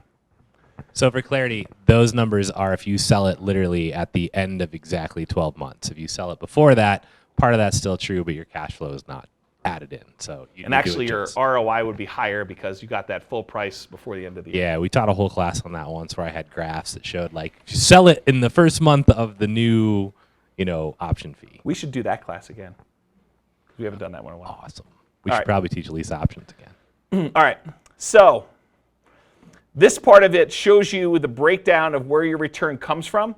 So 46%, not 46 of the 55, but 46, I don't know how to describe that.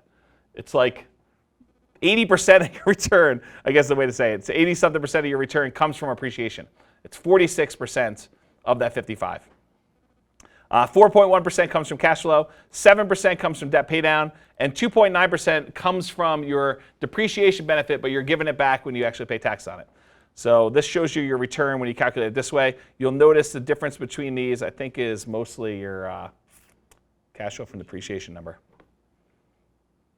And then return on equity, this is a number we use elsewhere. I'm not going to go over that tonight, but I do want to show you this. So this takes your returns and shows you graphically where each one is broken down. So it's an overall 60% return, 4.1 from cash flow, 2.9 from depreciation, 7 from debt pay down, and 46 from appreciation. It shows you all those. All right, let's do, I don't really have enough time to do as much stuff as I wanted to, but I do want to show you this. So remember we said we were talking about rent, we were using $2,200 rent? What if we were able to get $50 more in rent and we were able to get $2,250? It shows you how that changes your cash on cash return by using this table. So instead of getting 4.15% cash on cash return, it bumped it up to 4.98. Your appreciation return is the same, your debt pay down return is the same, and your cash flow from depreciation is the same. Those do not change just because you changed rent. They don't depend on rent. The only one that depends on rent is your cash on cash return. So if you change your cash on cash return by increasing the rent, it only changes this one return. All those other 3 returns we talked about remain the same. And the big one was the appreciation one. We bought it at a 20% or 20K discount. Okay? So 4.98 if it bumps up. If we're able to get that 2,300, that's 5.82. If we got crazy and we were able to get 2,400, it's 7.5% cash on cash return. Okay? If we're not able to get 22, let's say we're only able to get 2,100, that's 2.47. If we're at 2,000, it's pretty close to just over break even. 1,950 is probably really close to break even. Negative 0.05%. So if we can't get 1,950, it basically holds its own in this case. Okay? All right, option fee. So what happens if we're able to get more option fee? We were saying, hey, we're going to get 5K. What if we were able to get 7,500? 7,500 takes it from a 4.15% cash on cash to a 4.3%. And actually, Brian, this does change the other returns. We probably should have like how that impacts your appreciation numbers and other stuff on there, because changing the denominator actually does change those. For lease option, yeah. So anyways, it's a really minor point. If you guys did not follow that, don't worry about it. So if you're able to get 10K, it bumps up your cash on cash to 4.47. If you're able to get 15K, it's 4.86. I think the lesson, though, from this table is looking at that and looking versus income sensitivity and realizing, because you think, oh, if I got 5K more in option fee and I was at 5K, I would be much higher cash on cash because I'd have to put less down. But just like buying down interest rates, this isn't true. You have 4.47 if you get 10K, and if you literally get $50 more in rent, you're at 4.98. Yeah. So you should, kind of contrary to what you might think, you should probably try and get $50 more in rent than another $5,000 from your tenant buyer. The other interesting thing about this is Brian has used his number in the denominator. His option fee is a denominator number instead of a numerator number, because really what you just said about the income sensitivity, if you had taken that 5,000 and you said that's really like $200 more a month for the next 2 years, that crushes their numbers. Yeah, but I think that if you treat it that way and you actually treated it as income, I think the spreadsheet won't, like if you stuck it in the spreadsheet that way, I'm not sure the spreadsheet will pull it back out correctly. I think you're right about that. I'm just thinking about it in my mind as whether it's a denominator or whether it's like I just got front-loaded payments of income. Right, in either case, it's still the same, right? Because it's not refundable income or it's not refundable in the denominator, so it's really the same. Part of it is that it belongs in the denominator, in my opinion, because you don't have to, like when I did it, I don't have to show up at the bank with more money, right? So my denominator is less, and that's why I did it that way. Yeah, and I think there's a case to be made. It's more conservative doing it your way anyway. Yeah. Okay, so here's an interesting thing, and then I'll let you guys ask some questions. This section here shows you what the tenant buyer's payments would be when they go and buy the property. So it pulls the purchase price from the other part of the spreadsheet. It says they're going to buy it for $386, $180. Oh, this is interesting, Brian.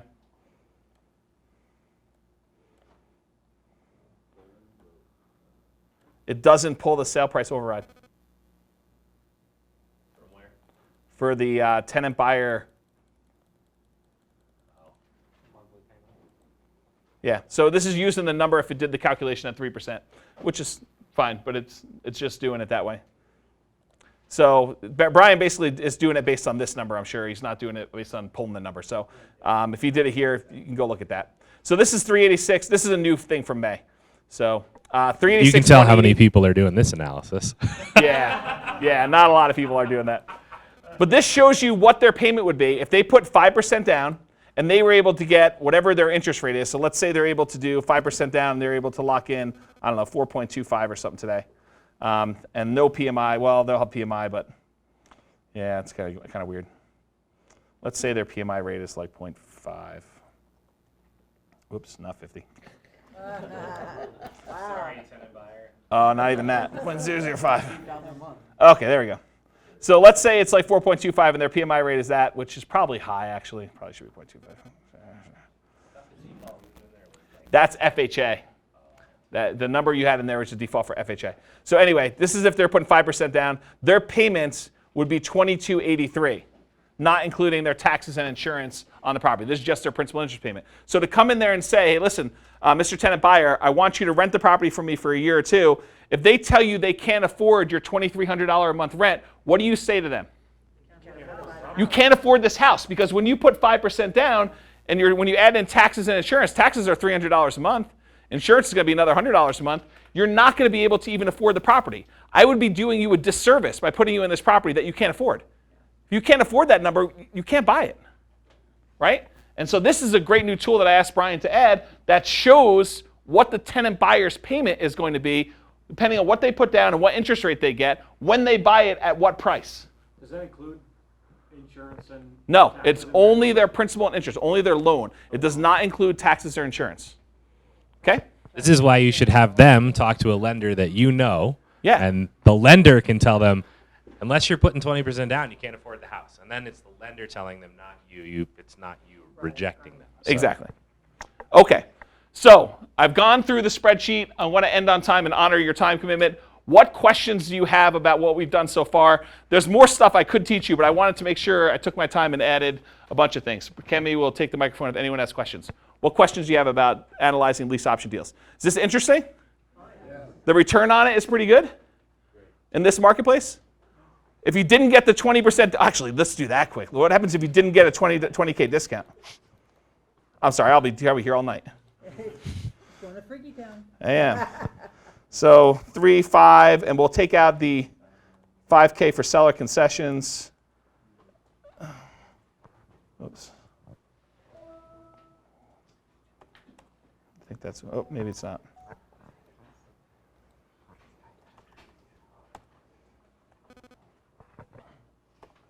All right, so what does that do to your return? If we didn't get the 20K discount, oops. Yeah, now you're at a 33.2%. I think we're at 60 before, right? So cash flow is a little bit lower. Depreciation's a little bit lower.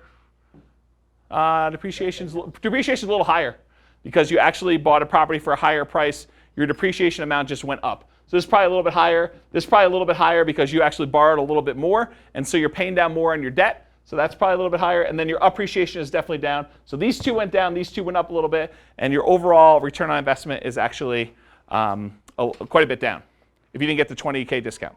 So that's why we look for opportunities like this where you can easily justify to a tenant buyer, look, other people were paying this full price. We're able to get it. We're able to give it to you on a lease option, but you're able to get it at a discount.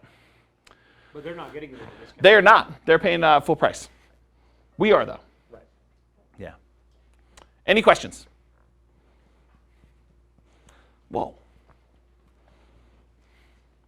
So the agreement on the purchase price, you're automatically adding 3% immediately into that year one if they were to purchase it. They can buy any time in year one for that 3% more. Okay. And that's an arbitrary thing. It's not like a fixed rule. You need to go calculate what it is that would make sense for you and then put that number in there. And that would probably be over market value because you're buying new construction. So would it even appraise to that extra 3%? If they bought it right away, probably not. If they bought it toward the end of the year with our property values going up as they have been, probably. If they can afford to buy it in that first year, then maybe they shouldn't have A lease option. Yeah. Yeah, if they're able to buy it within like 2 months, usually you tell them, yeah, that's right. You're going to pay me a premium. You should go buy it yourself. If there was potential that they would be able to buy it in 6 months, I would say, yeah, if the property's $20,000 cheaper, if you buy it in 6 months, I'll split that with you, and I'll give you an extra $10,000 towards your closing costs. Because your numbers go up way better the sooner you sell it. That's true, but it's a lot of risk for you to take on for 10K. Right. Yeah, and hassle. Yeah. But if you'd buy it anyway, then. Yeah, if you'd buy it anyway. I mean, if they But then came in and they told you, I'm going to give you a full 5% or 10% or 20% down, and they significantly reduced my risk, that was their option fee, I would feel a lot more comfortable. If they're coming in super light, I don't know. But if say you're getting a $20,000 discount and their option fee in the first year is 3% higher than market rate, you're going to collect $22,000 for your work in that, and they get the house at a $10,000 below market rate. You know what I mean? So that's that win-win.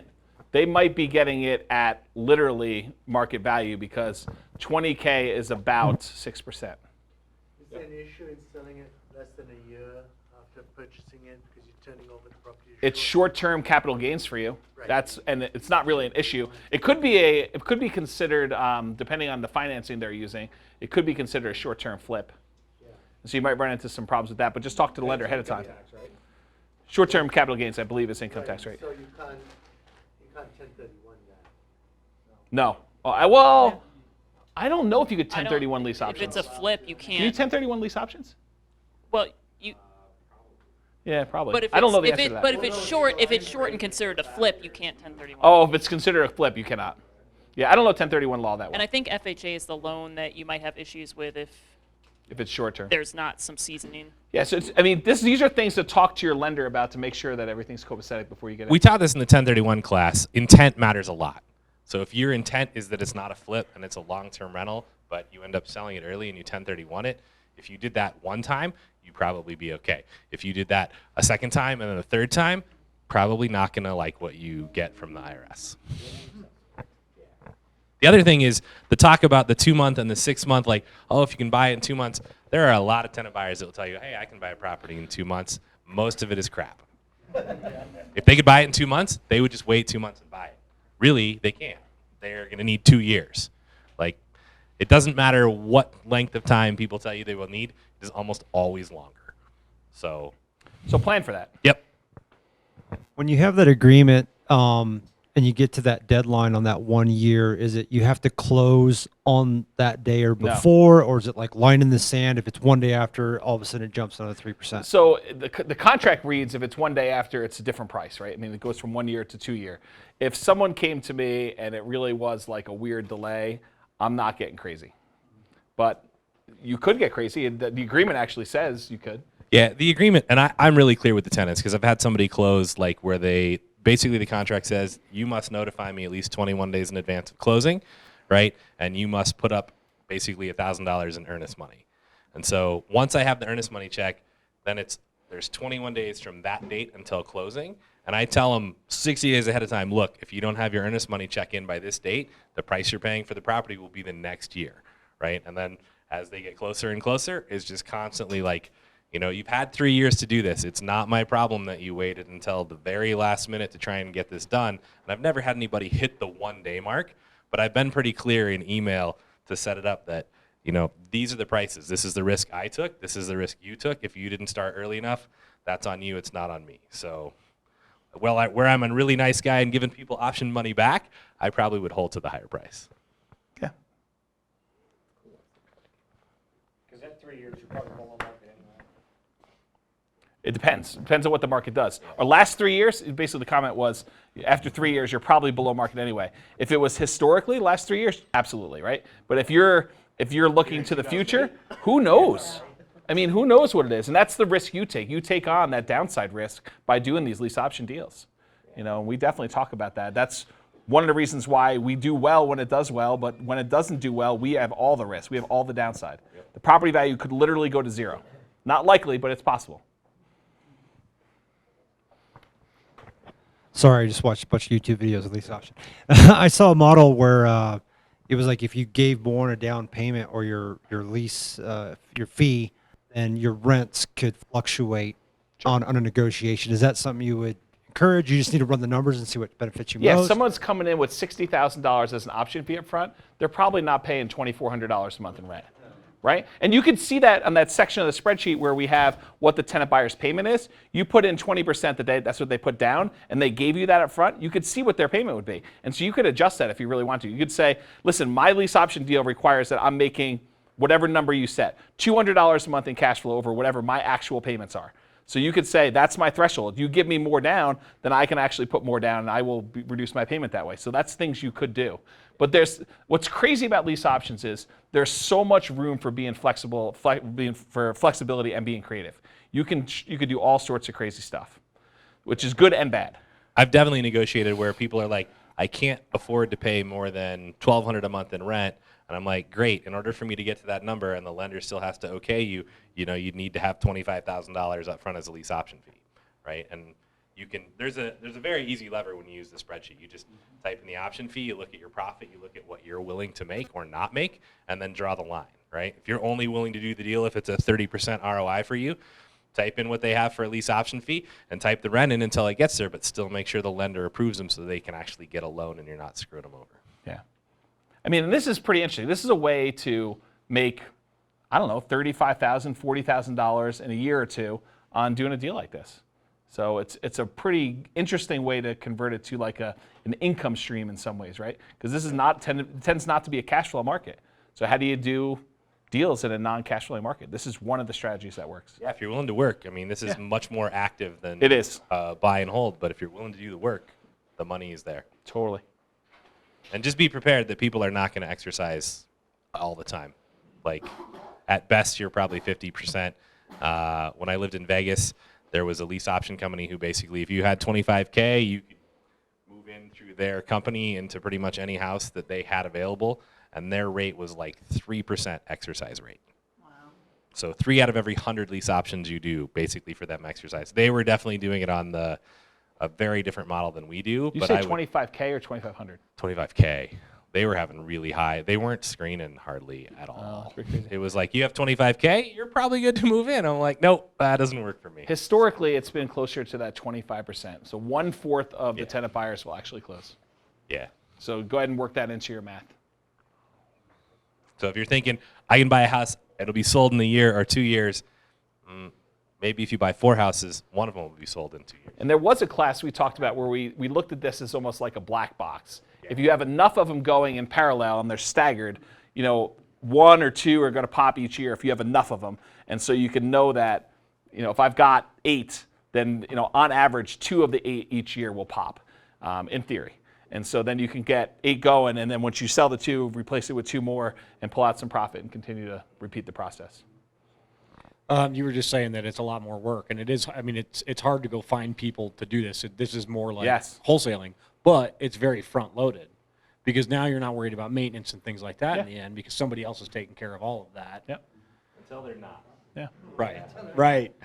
But it's the same downside risk as owning a rental. Yeah, no doubt. Is there is it pretty common for the tenants to stay a lot more longer just because of the fact that they're doing the option? I think they definitely, as long as Is they there think still they can still turnover? buy the house, I think they don't move, right? Yeah, right. Yeah. I was just wondering if it was just an anomaly. I think one of the things is if, when you're doing lease options, like the tenant buyers, sometimes you will have to get way more involved to help them buy the house, right? Like, I've told this story in another class. I don't even know what class it was, but I had a tenant buyer who called and was like, I'm moving out. I can't afford it. Broke up with my boyfriend or whatever, and I got to get out. And I was like, can you buy the house? Because she was like, I don't want to go live in a crappy apartment for the same rent I'm paying now. And I'm like, did you call the lender I told you to call? And she's like, no, I talked to another lender. And I'm like, call the lender, right? In hindsight, I'm like, I should have just taken the house back because the house is worth a lot more. But that's not me, right? So I'm like, yeah. Go call the lender. She called the lender, closed on the house 5 weeks later, right? Now she owns the house and pays the same rent and is super happy. So sometimes you have to get involved and help them. I need you to call this lender, not your friend, the lender, who doesn't know anything about lease options. I need you to call a specific lender who knows what we're doing.